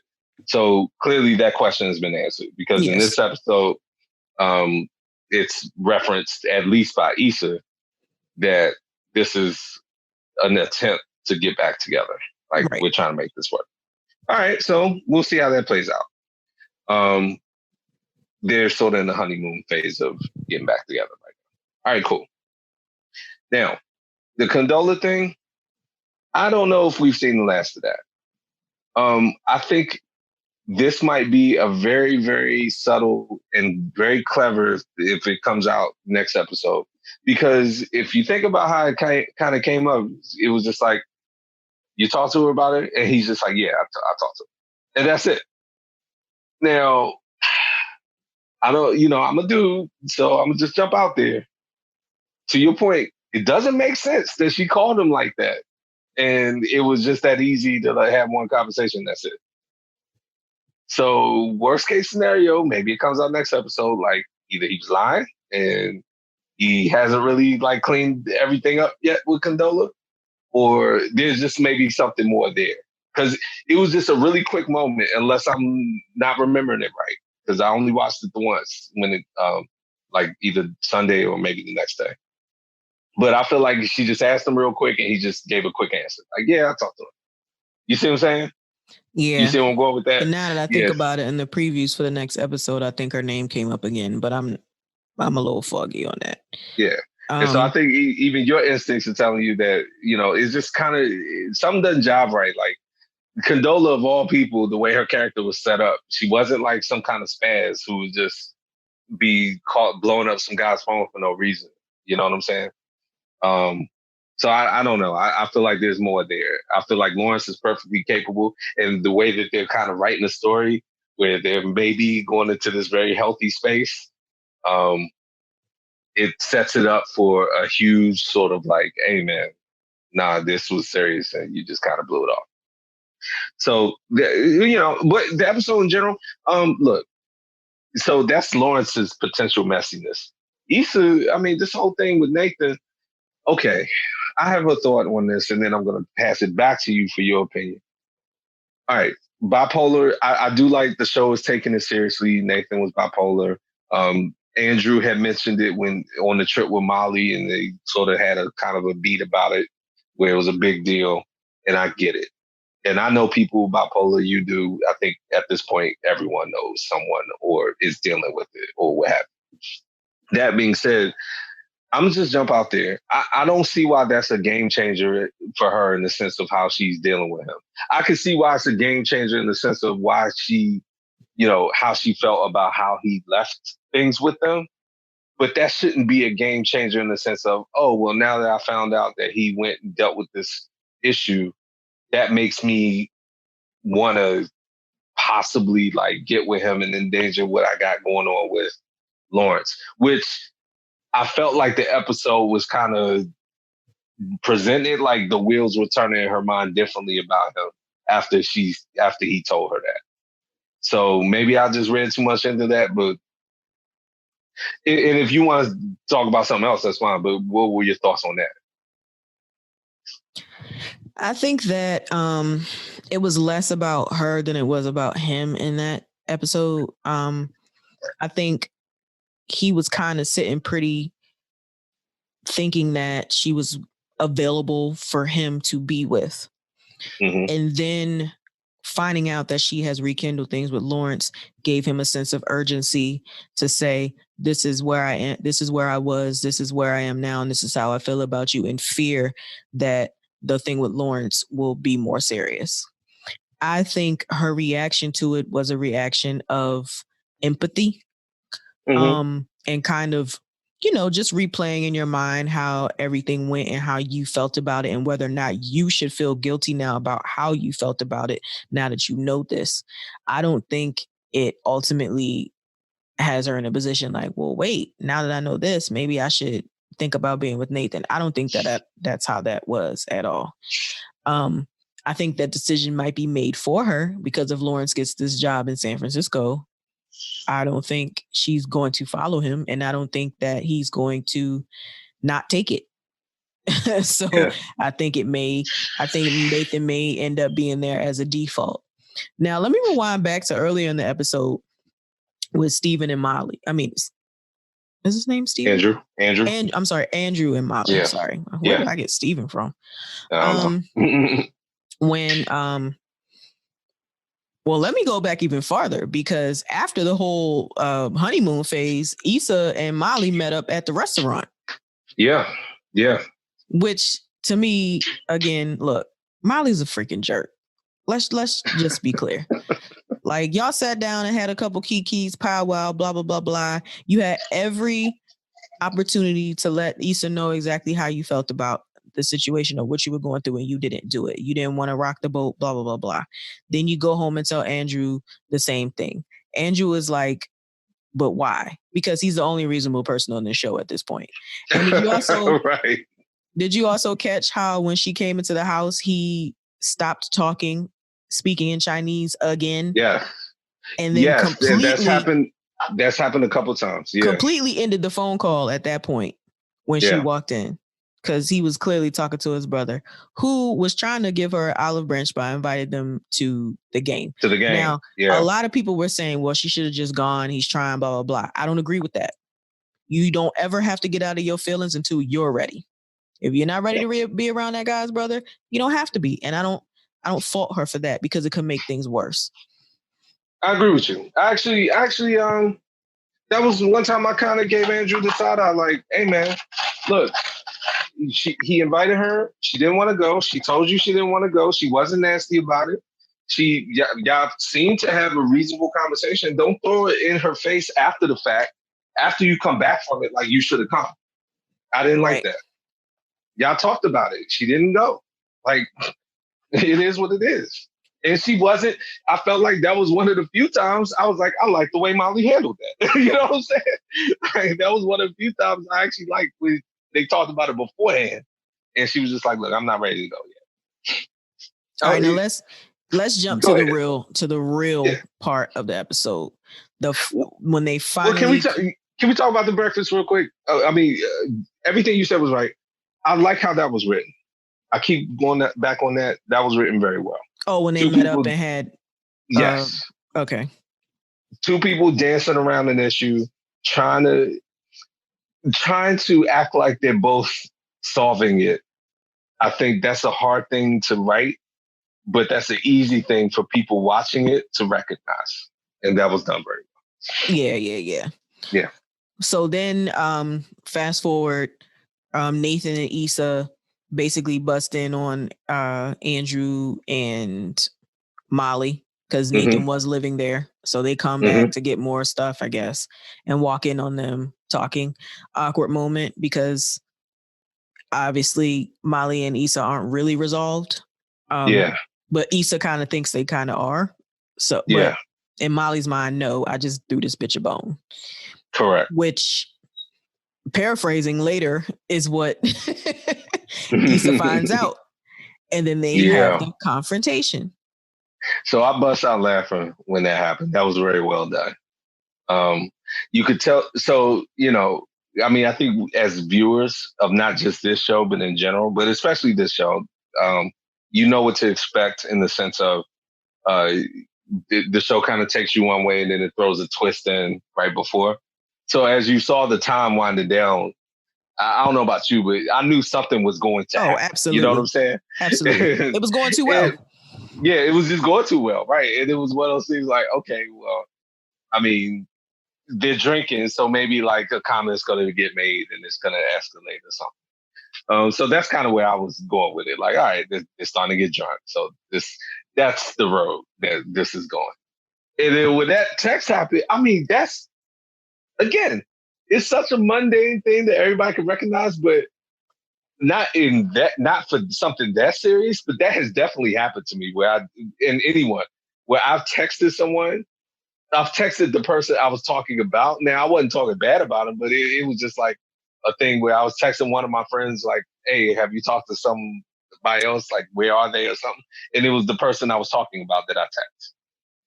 I can honestly say that I've never done that. That's never happened to you? Oh, okay. Well, excellent. I try to be very mindful because we do have a cluster of friends that sometimes we ain't feeling that person and we'd be like, did you hear what she just, that type of thing. Yeah. So I'm very mindful of like saying, you know what, let me make sure she's not in this as I text this to a person. But my thing was like, why are you texting your boyfriend? Y'all could, whatever it is you have to say to him, and y'all could talk about that after everybody leaves. Like, that's the part that I was just like, why is she texting Andrew right now? Like, that was just dumb. But that was very dumb. It brought us to where we were. And Molly was like, look, I'm different. You different. Maybe we aren't supposed to be out. I'm paraphrasing. Maybe we've outgrown each other and this is where we are now. And Issa was just like, okay, which was the perfect response because it left Molly standing there looking crazy. Because in her mind, she was probably thinking that Issa was going to beg for her friendship, and it didn't happen. And I was so proud of that. Yeah. And it was one of those things like, what is she supposed to say to that? Exactly. You just crushed her whole world. And now you crush the whole world. But honestly, aside from begging for her friendship, you giving her no response. There's no response to that. Like, I don't want to be friends anymore. What does a person say to that? That's like breaking up with someone. Aside from begging to stay with you, you're not giving them too many other options to continue that conversation. And so, one thing we kind of talked over, but I think it brings this home as to sort of the ups and downs of the episode. We saw Molly in therapy, which you had talked about in the last episode, and I agree with you. It's a good thing that she, sought out a therapist. And the therapist basically, I think, expressed what a lot of the viewers were expressing, which is like, okay, you're telling me all these problems, like, you basically look inside yourself. Like, you're not taking accountability for any. What about what you contributed to these things? What do you mean? And she literally, the therapist is like, you're not taking accountability for anything that you've contributed to any of these situations. And she was not going to. Yeah. And I think that's a good therapist because she was able to get that point across without making Molly upset. And Molly had to admit, like, you diagnosed it. Now, she didn't say, I'm going to stop doing that. Right, yeah. But it's just kind of like, oh, okay, thanks for calling me out. See you next week. Yeah, exactly. So I thought that was good to have that in the same episode.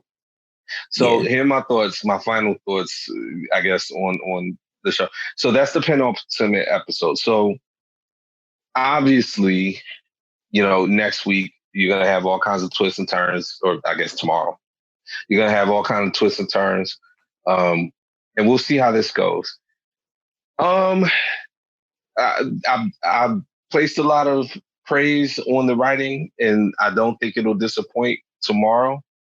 I'm hard pressed to see, especially after that exchange, how you're gonna, I guess, bring Issa and Molly back to a place of friendship.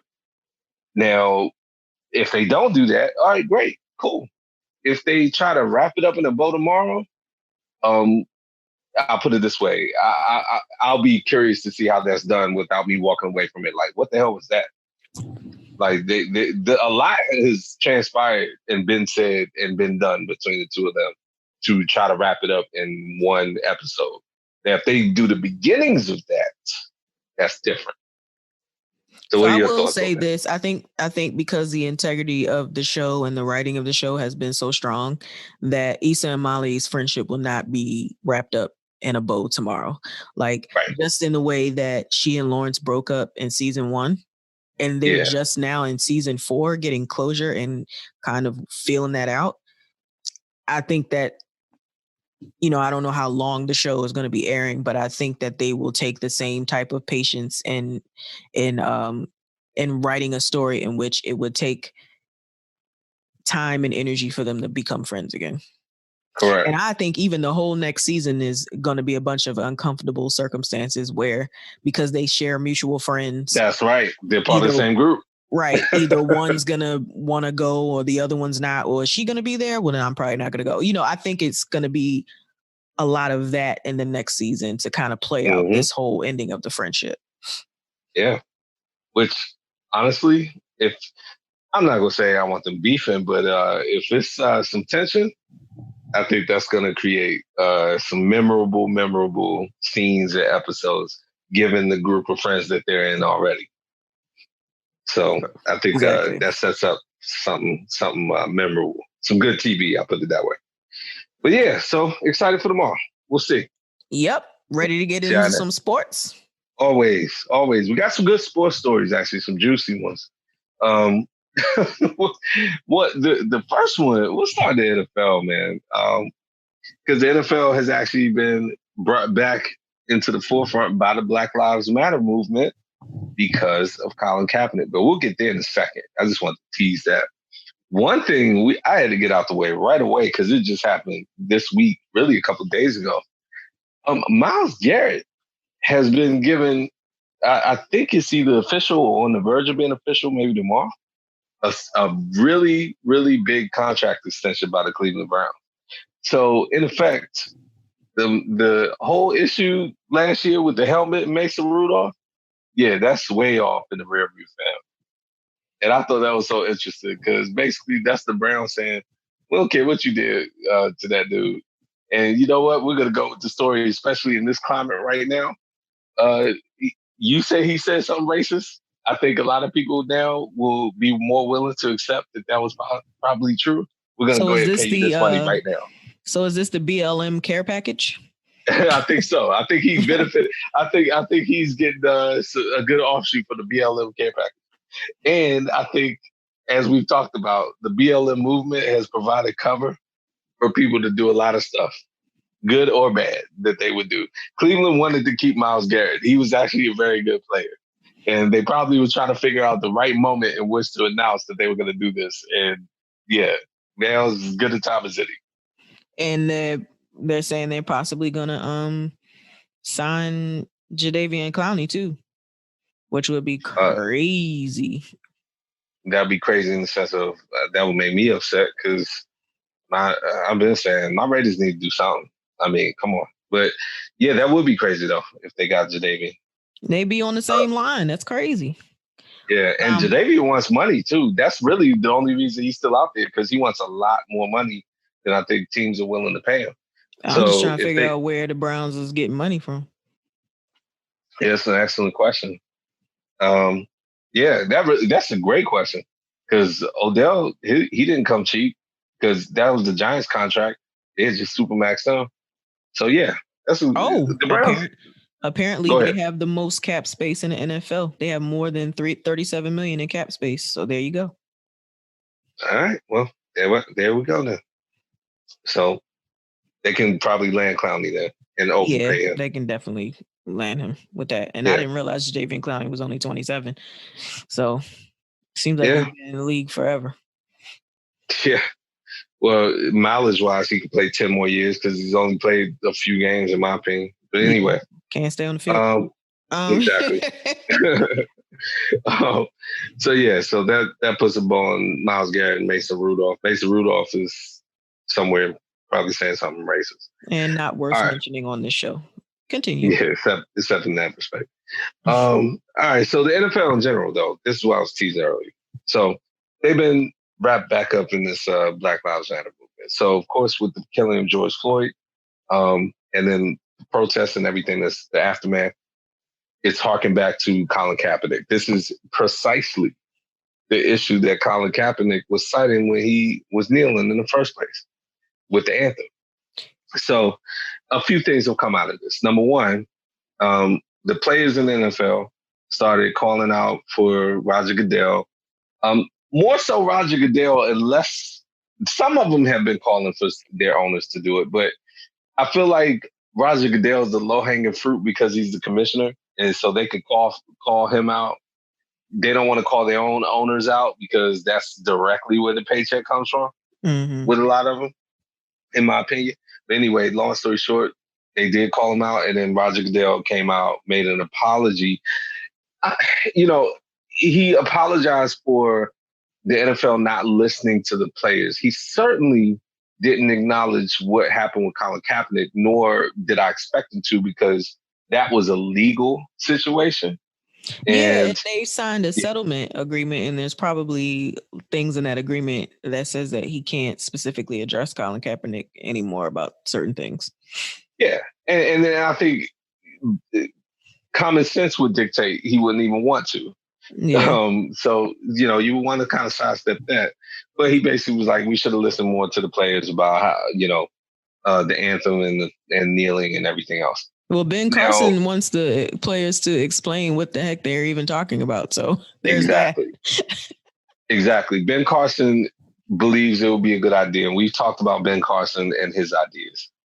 If the players just actually, as you just said, did a better job of explaining why they did it, which I guess he seems to not understand it. Every single time the issue comes up, the players explain it and nobody listens to them. Maybe English isn't his first language. I guess not, because it's like, yeah, and he said it like it was a profound idea. This man is in medicine and science, so profound ideas are foreign to him. But he said it like all they have to do is just explain it, and then it would go a lot better. All he had to do was Google it. Right. It's like, what? You on an interview on TV saying this? God, and you performed just an outstanding brain surgery. I just never understand it. But anyway, so the NFL has gone on an apology tour. So that's the commissioner. So then all these, coaches and some players and stuff like that, the whole thing, the worm has turned, and unofficially and sort of officially, the NFL's like, look, if you want to kneel during the anthem, like, contrary to how we were talking 2 years ago when we lied about all the owners having a vote about it, now it's one of those things like, go ahead and do it if you want to do it. I was talking to one of our friends, our mutual friends who likes the Cowboys, who I always talk about on the show, the guy I'm saying, who I always talk about on the show. And he was like, now would be a good time for Jerry Jones to come out and say that he won't punish people. And I'm like, well, there'll be a good time for that, but that's not going to happen. The most you're going to get out of Jerry Jones right now is silence, because he does not agree with that. He has tarnished the Cowboys' legacy in that aspect. Yeah. We've talked about this a little bit on the show before about how the Cowboys were one of the quicker teams to integrate and accept more Black players. And that's why a lot of people, specifically in this area, are fans of theirs, for better or worse. Because, where I'm so anti-Cowboys, but I think in this, I think about this and I'm like, Jerry Jones, you're doing the exact opposite of what people loved about that team. Like, you're killing the legacy as far as that's concerned. Yeah. Yeah. And he's not going to say anything. No. I think Jerry Jones, it's one of those things like, I don't have anything nice to say about this, so I'm not going to say anything. And y'all should just go ahead and take that that's all you're going to get. And leave it alone. Now, that being said, Pete Carroll came out and said yesterday that he regrets not signing Colin Kaepernick when he brought him in for a workout a couple years ago. No, of course he does.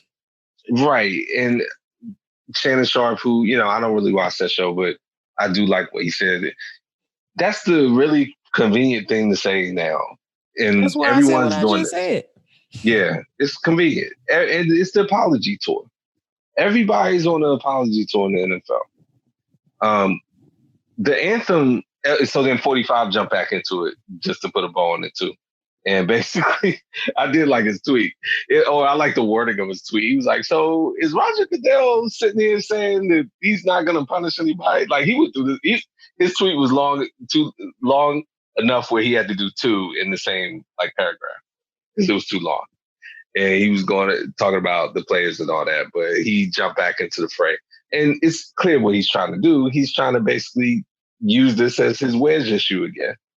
And the NFL is going to be dumb enough to fall into this trap. The players are going to start arguing about it. The owners are going to start arguing about it. But it's back in the news. But it's very disingenuous what's happening right now. And Colin Kaepernick's not going to get back in the league, so they can sit there and say all the right things or think they are. Ain't he 33, 34 now anyway? Probably. I mean, at least probably early 30. But that being said, he doesn't have a lot of mileage, so I guess. I mean, that's not inconceivable for him to get back if he wanted. So that's that. So moving on to another sport. So the NFL is still back on track in terms of their season. It's not in jeopardy. A league that doesn't really seem to understand that we've touched on this, but it's only gotten worse every time we've talked about it. Major League Baseball. Champ, Major League Baseball is tripping. And we keep saying it every week, but I got to keep increasing the font on the word tripping. Last week they were on 16 font. Now they're on 20 font.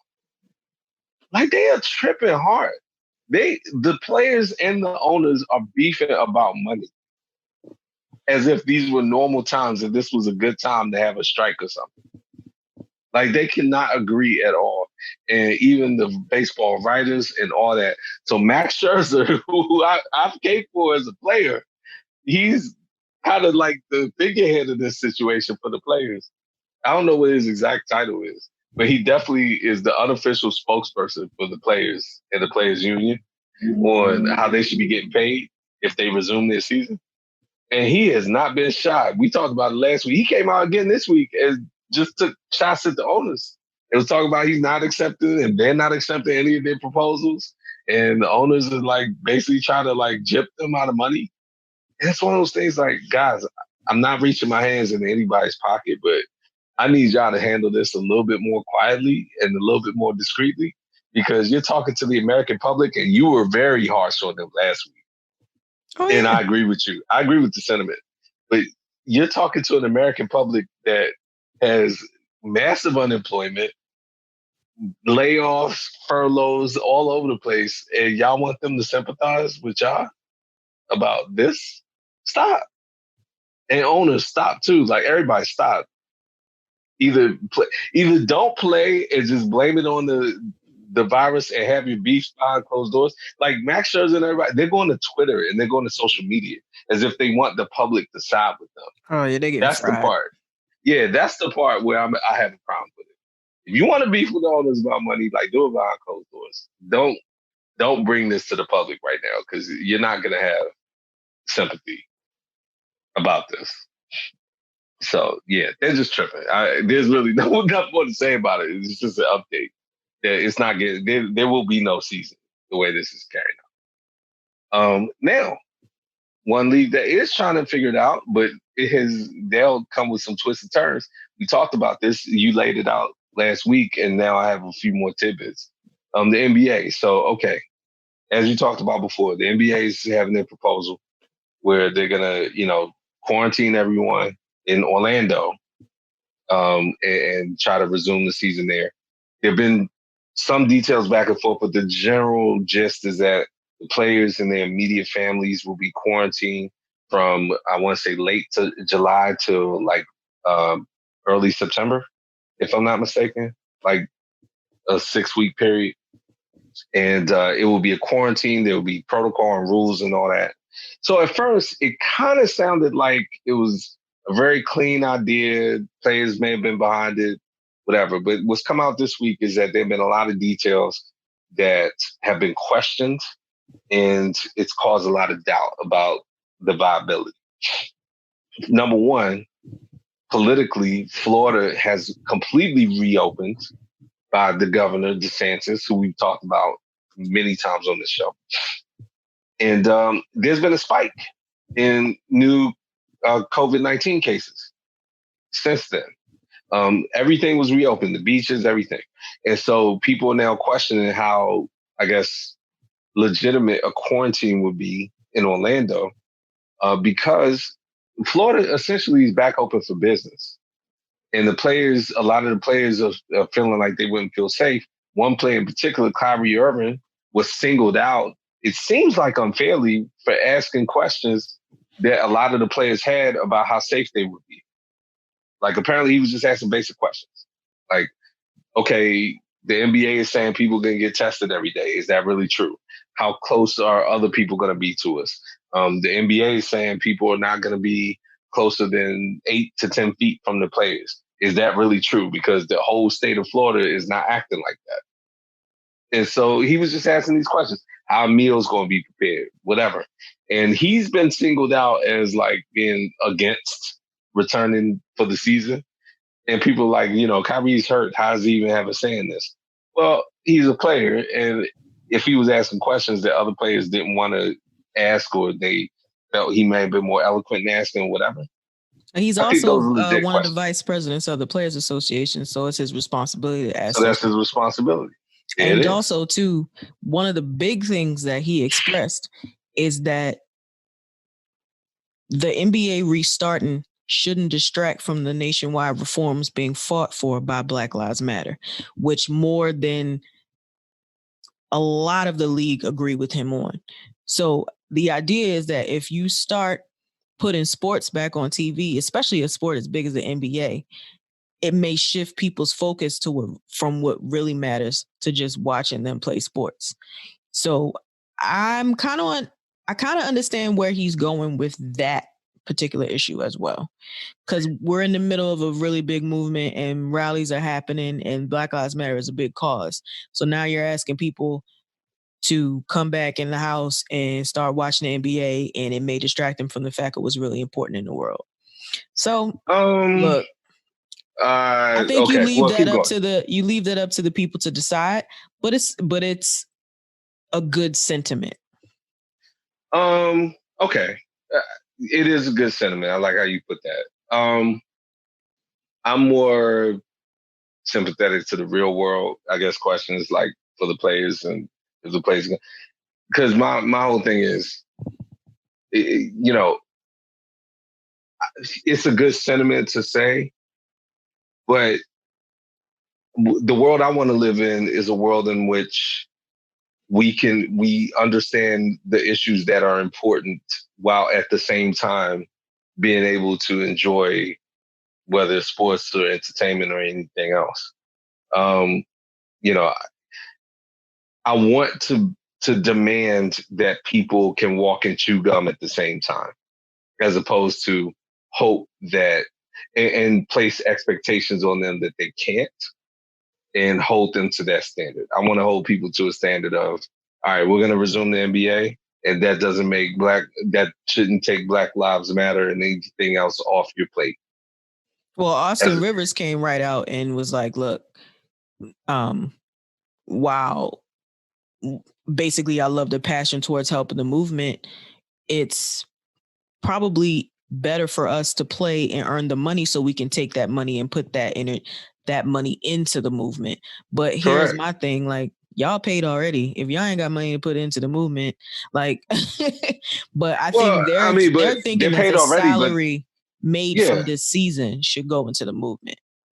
Yeah, I mean, and I guess they're paid already, but if they don't play, that's money lost. So, this is more money they could put in it. Number one. Number two, I wasn't even thinking like that. I was thinking more so if they're playing, just like a lot of the players do now. LeBron is one that comes to mind, but a lot of them.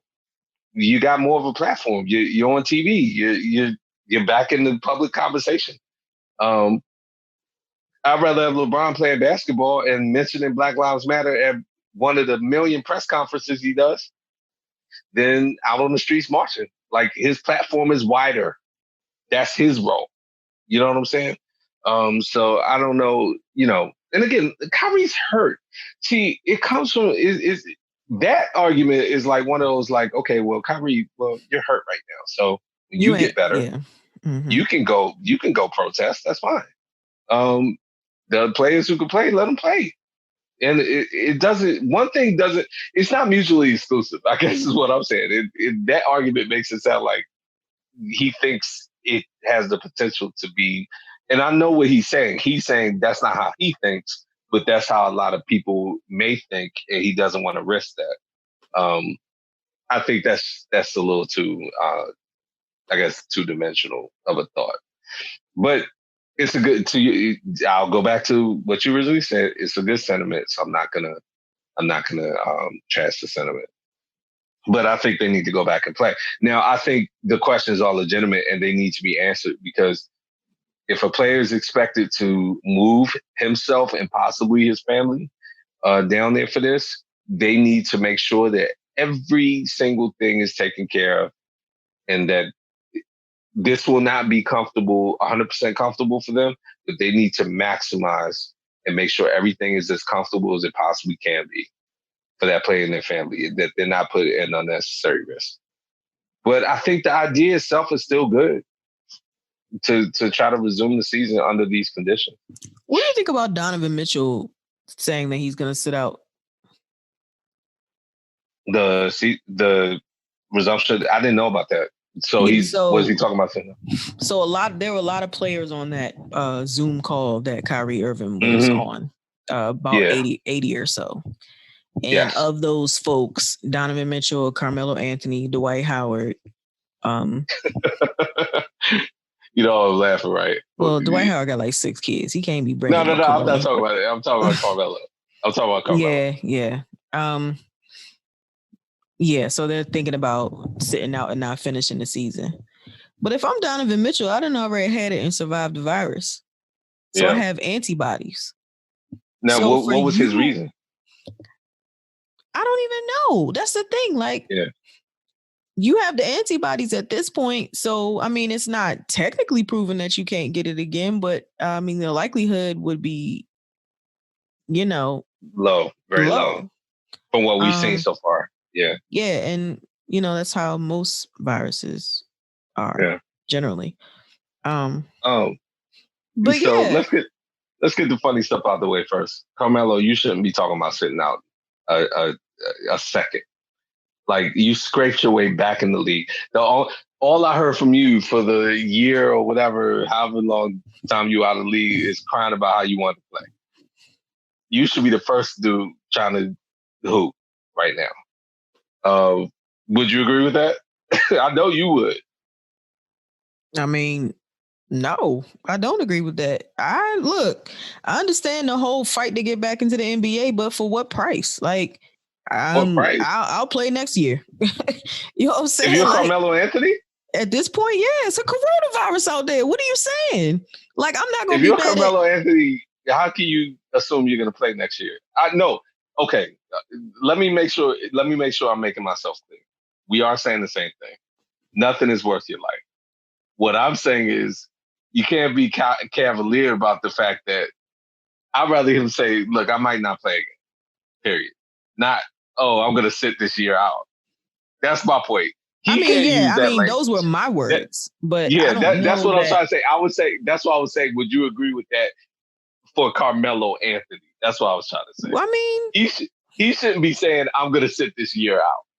That would imply that you're automatically going to be coming back the year after that. Well, not necessarily, because he was balling before this happened. So you don't know what that organization is thinking at this point. I get what you're saying, but based on evidence of what we saw from him before the virus happened, I would say the likelihood that he would be playing next year is over 50%.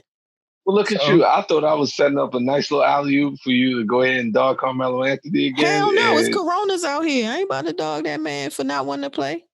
I'm not talking about that. I'm talking about you actually giving him props for his production and all that and having it with the league. Okay, cool.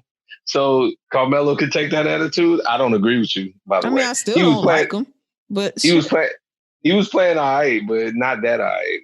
He balling, I think, is a strong word. I think he was playing well. We both disagreed with him getting the player of the week or whatever the hell he got. That was... Yeah. So, he was playing okay. But Dame Lillard was out, he had some really good numbers. So I'm not going to short him for that. Like, I'm all about facts, but so am I. I ain't gotta like him. The fact is, he can't take the position of I'm gonna sit this year out. Now, if you want to say it's a coronavirus out here, and that means that I might not play again, that's what I hear from him. But hey, two different takes. That's cool. But back to Donovan Mitchell's point, I would need to hear his specific reasons, because to your point, if anybody, him, Gobert, people like that, who are sort of the first people to get it, at this point, I would think they'd be fine with playing. So I'm looking at this tweet from Bleacher Report's Taylor Rooks. It says, regarding Donovan Mitchell, sources say that Donovan expressed his concerns about coronavirus, parentheses, which he has already had, in parentheses, and the very high risk of injury. That was the context of his comments on playing/not playing.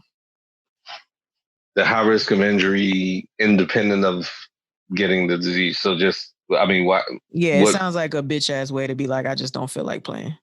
Yeah, like high risk injury, like what will make this situation more risky than any other way he's playing ball? I guess because they haven't been active. Like they haven't been practicing and they aren't at full NBA fitness at this point. So maybe there's a fear that injury could happen. I'll put it this way. Ain't nothing stopped them from hooping or training independently. So if somebody gets hurt, if that's the reason that he wants to cite, I would look at that play and say, okay, well, what you been doing this whole time? You know what I'm saying? Like, I understand it, but I don't buy it. Because I don't buy it at all. Being in basketball shape is a little different than just training at your house. Like, you're not running full court every day against 5 other players. So it's a little different from a fitness standpoint. So I get what he's saying in that aspect, but nah, bruh, you need to play. Well, I get what he's trying to say, but I would counter that by saying, so that would be the same thing whenever we decide to resume the season period. So under that logic, well, yeah, that's what I'm saying. You need to play. Yeah. Everybody's going to be on the same level. Yeah. So if that could mean more injuries throughout the league, or that could be none, but you just don't know. Yeah. But yeah, he need to play. Yeah. So he's tripping. So we'll see how this plays out. I want the NBA to figure this out, because I like the idea, and I understand the cons, especially again. The biggest sympathy I have is for the players being quarantined, and really the families, if they want. But it's like, I'm not trying to minimize it, but it's like 6 to 7 weeks, and you guys want the money, you want to get, you want to play. These are the conditions. I sympathize. I want the league to take the responsibility to make sure it's done in the best fashion possible, but I want it. That's my selfish wish as a fan. And my viewership of the television networks will then give you the money in your pocket. So there you go. The only one I don't fault for saying that is Dwight Howard, because he got 5 kids. And all the more reason he needs to play 5. too. No, he raising 5 kids, man. Keep that corona, keep them kids away from that. Like, stay home. Don't even put them at risk. That's too many people be trying to put at risk in your house. Let's redefine raising. He has 5 kids by different people. So 5 different women. Yeah, they're not even at his crib. So I you know don't what? know where they at, but I'm just gonna say, if they were, that's not a good look. Yeah, you know what? He need to go down to Orlando and make that money so he can pay them 5 people to raise them kids. I'm just playing. But anyway, all right. So we'll see how that plans out. I wanted to end on a story that's brought complete joy to my heart. Not for the story itself, but for the reaction. Yes. Yeah, that was perfect. Yes. So, NASCAR. I think this will be our first NASCAR mention on this entire show. 2.5 years into the show, 3 seasons into it. NASCAR announced, surprisingly, I will say, earlier this week that they will ban all imagery of the Confederate flag, including bringing Confederate flags into the stadium and any kind of imagery that shows up as a result of the fans coming or whatever else. So they're banning the image of the Confederate flag at the events. And anybody who watches NASCAR, even knows about it for 2 seconds, knows that's a huge deal. The Confederate flag was more prevalent than the American flag at a NASCAR. Which, by the way, look, I saw a tweet about this, and you know what? They're right. And I don't know if I ever thought about it this way. Like, since when does the team that lost get to continue? The loser. Right. Yeah. You know what I'm saying? Y'all lost the war. Why are y'all still waving flags like y'all won? Like, the loser doesn't get to celebrate as long as the people waving Confederate flags have been celebrating. That's crazy. Now I saw a tweet, and to your point, I didn't think about it in that. I always thought about it as the Confederate flag is a flag. I mean, it's called the Rebels. This was that all the so-called patriots who are mad at people kneeling and stuff like that, but also like the Confederate flag. That's rebellion against America. That's treason. It is. And that's the other part of the tweet that the person said. Like, they're treasonous and they celebrating a loss. Yeah. And we didn't really talk about this in the political. The big thing right now, there's a rally happening as we speak in Richmond, Virginia, and a few other places over Robert E. Lee's statue. And Robert E. Lee has come under his statue and his imagery and Confederate generals and stuff like that has come under fire as a result of one of the offshoots of Black Lives Matter and George Floyd's killing. But yeah, the Confederacy was a rebellion against the United States. That's what the Civil War was. The best tweet I saw this week was, the Confederacy and NASCAR events, the Confederate flag in general, is the employee who got fired 150 years ago and is just now getting escorted off the premises. Which I thought was great. It is great. Yeah, that's great. That's a great way to put it. Oh, it's yeah, like, right. Yeah. Like, stop showing up. Like, people showing up acting like this is still official. So, okay. Yeah, let's get back to Ray Ciccarelli. So that was the news. So then a couple of things. Yes, Ray Ciccarelli, who I never heard of before, and for good reason. He's a driver. He decides he wants to announce on Twitter or social media that there's so many changes between that and what is the black guy's name, Sham? I was so wrapped up in the other element. There's a black driver in NASCAR, and he put Black Lives Matter on his car, on his race car, and he's been driving around with it. Maybe between the two of us, one of us can look it up before we wrap up. And Bubba Wallace. Thank you. There it is. Your fingers are quicker than mine. Bubba Wallace. So he's been driving around with that.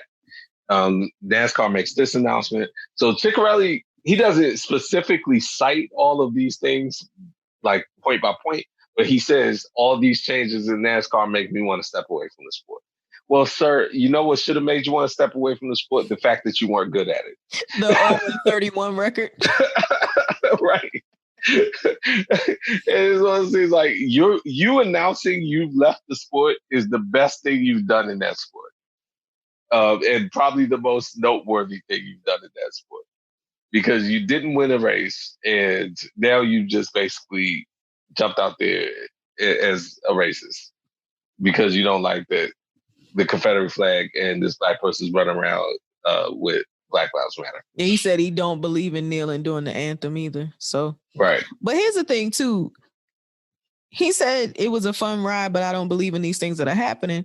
But then he follows it by saying the incorrect phrase, I could care less. It's actually, I couldn't care less. I couldn't care less. Correct. Yep. I could care less about the Confederate flag, but there are people that do, and it doesn't make them a racist. All you are doing is, I guess, fucking one group to cater to another, and I spend the money we are to participate in any political BS. It's hard to even read what he's saying because it's so grammatically messed up. But the best part was NASCAR's response. NASCAR's response, essentially, was like, all right, bye. Like, oh, they put up his record, did they not? Yeah. Yeah, they pulled up his record. I knew about it. Yeah, they trolled him. They pulled up his record. And, I mean, that's crazy. Because, I would have thought, like I said, NASCAR really stepped out there with this. Real quick, before I go to my absolute favorite part of the story, because the Ciccarelli part was good. I love people who say, including him, liking the Confederate flag doesn't make you a racist. Yes, it does. Like, car carrying it. I'm not breaking news here, but I just want to reiterate that there are people who are still out here acting like you could like the Confederate flag and not be a racist. Impossible. I was talking to my friends about this earlier on a Zoom chat. People, for 2 seconds, you were talking about research. If you research the Confederacy and pull up the Confederate Constitution, the very first thing they say in the Constitution of the Confederacy when they formed it was, we are doing this because we want to preserve the rights of states to have slaves. That is the single reason we are forming the Confederacy. Like racism. Like they're telling you right now, in case there's any doubt, this is why we're doing this. People who talk about states' rights, the states' rights to have slaves, period. It's just crazy. But nobody even wants to do that kind of research. But yeah, so that's my second favorite part of the story. My favorite part of the story, Sham, I went to the NASCAR page, which a bunch of Black people did, apparently. Have you gone to the NASCAR page? What page? Twitter, Facebook? I went on Facebook. Okay. I went on Facebook. So just to set the stage, the NASCAR page obviously is pretty popular. It's the general page for the league. But leading up to that, I scrolled down. It probably had, they would put out a post here, post there about a race coming up, something like that. It probably have 100 or a few hundred comments a day, maybe a couple thousand in the like single digit comments or likes and stuff like that, because it was mundane stuff. The day they came out with this announcement about the Confederate flag, it blew up. The page blew up. I would say I saw it where it had 60,000 comments like within a couple of hours. And not just likes, but reactions, period. Whether it's likes, dislikes, whatever, sadness, anger. Hundreds of thousands of reactions within a couple hours. I would say half of those were Black people visiting the page. And the Black people visiting the page were the Black people just like me who wanted to see how the NASCAR fans will react to this. And Black people were showing up, putting gifts and memes and all kinds of stuff like, are y'all mad? Which was spectacular. And people were responding, like the NASCAR fans were responding. So basically we went on their page to troll the people who were mad about the Confederate flag. And Sham, this had me laughing for 2 hours.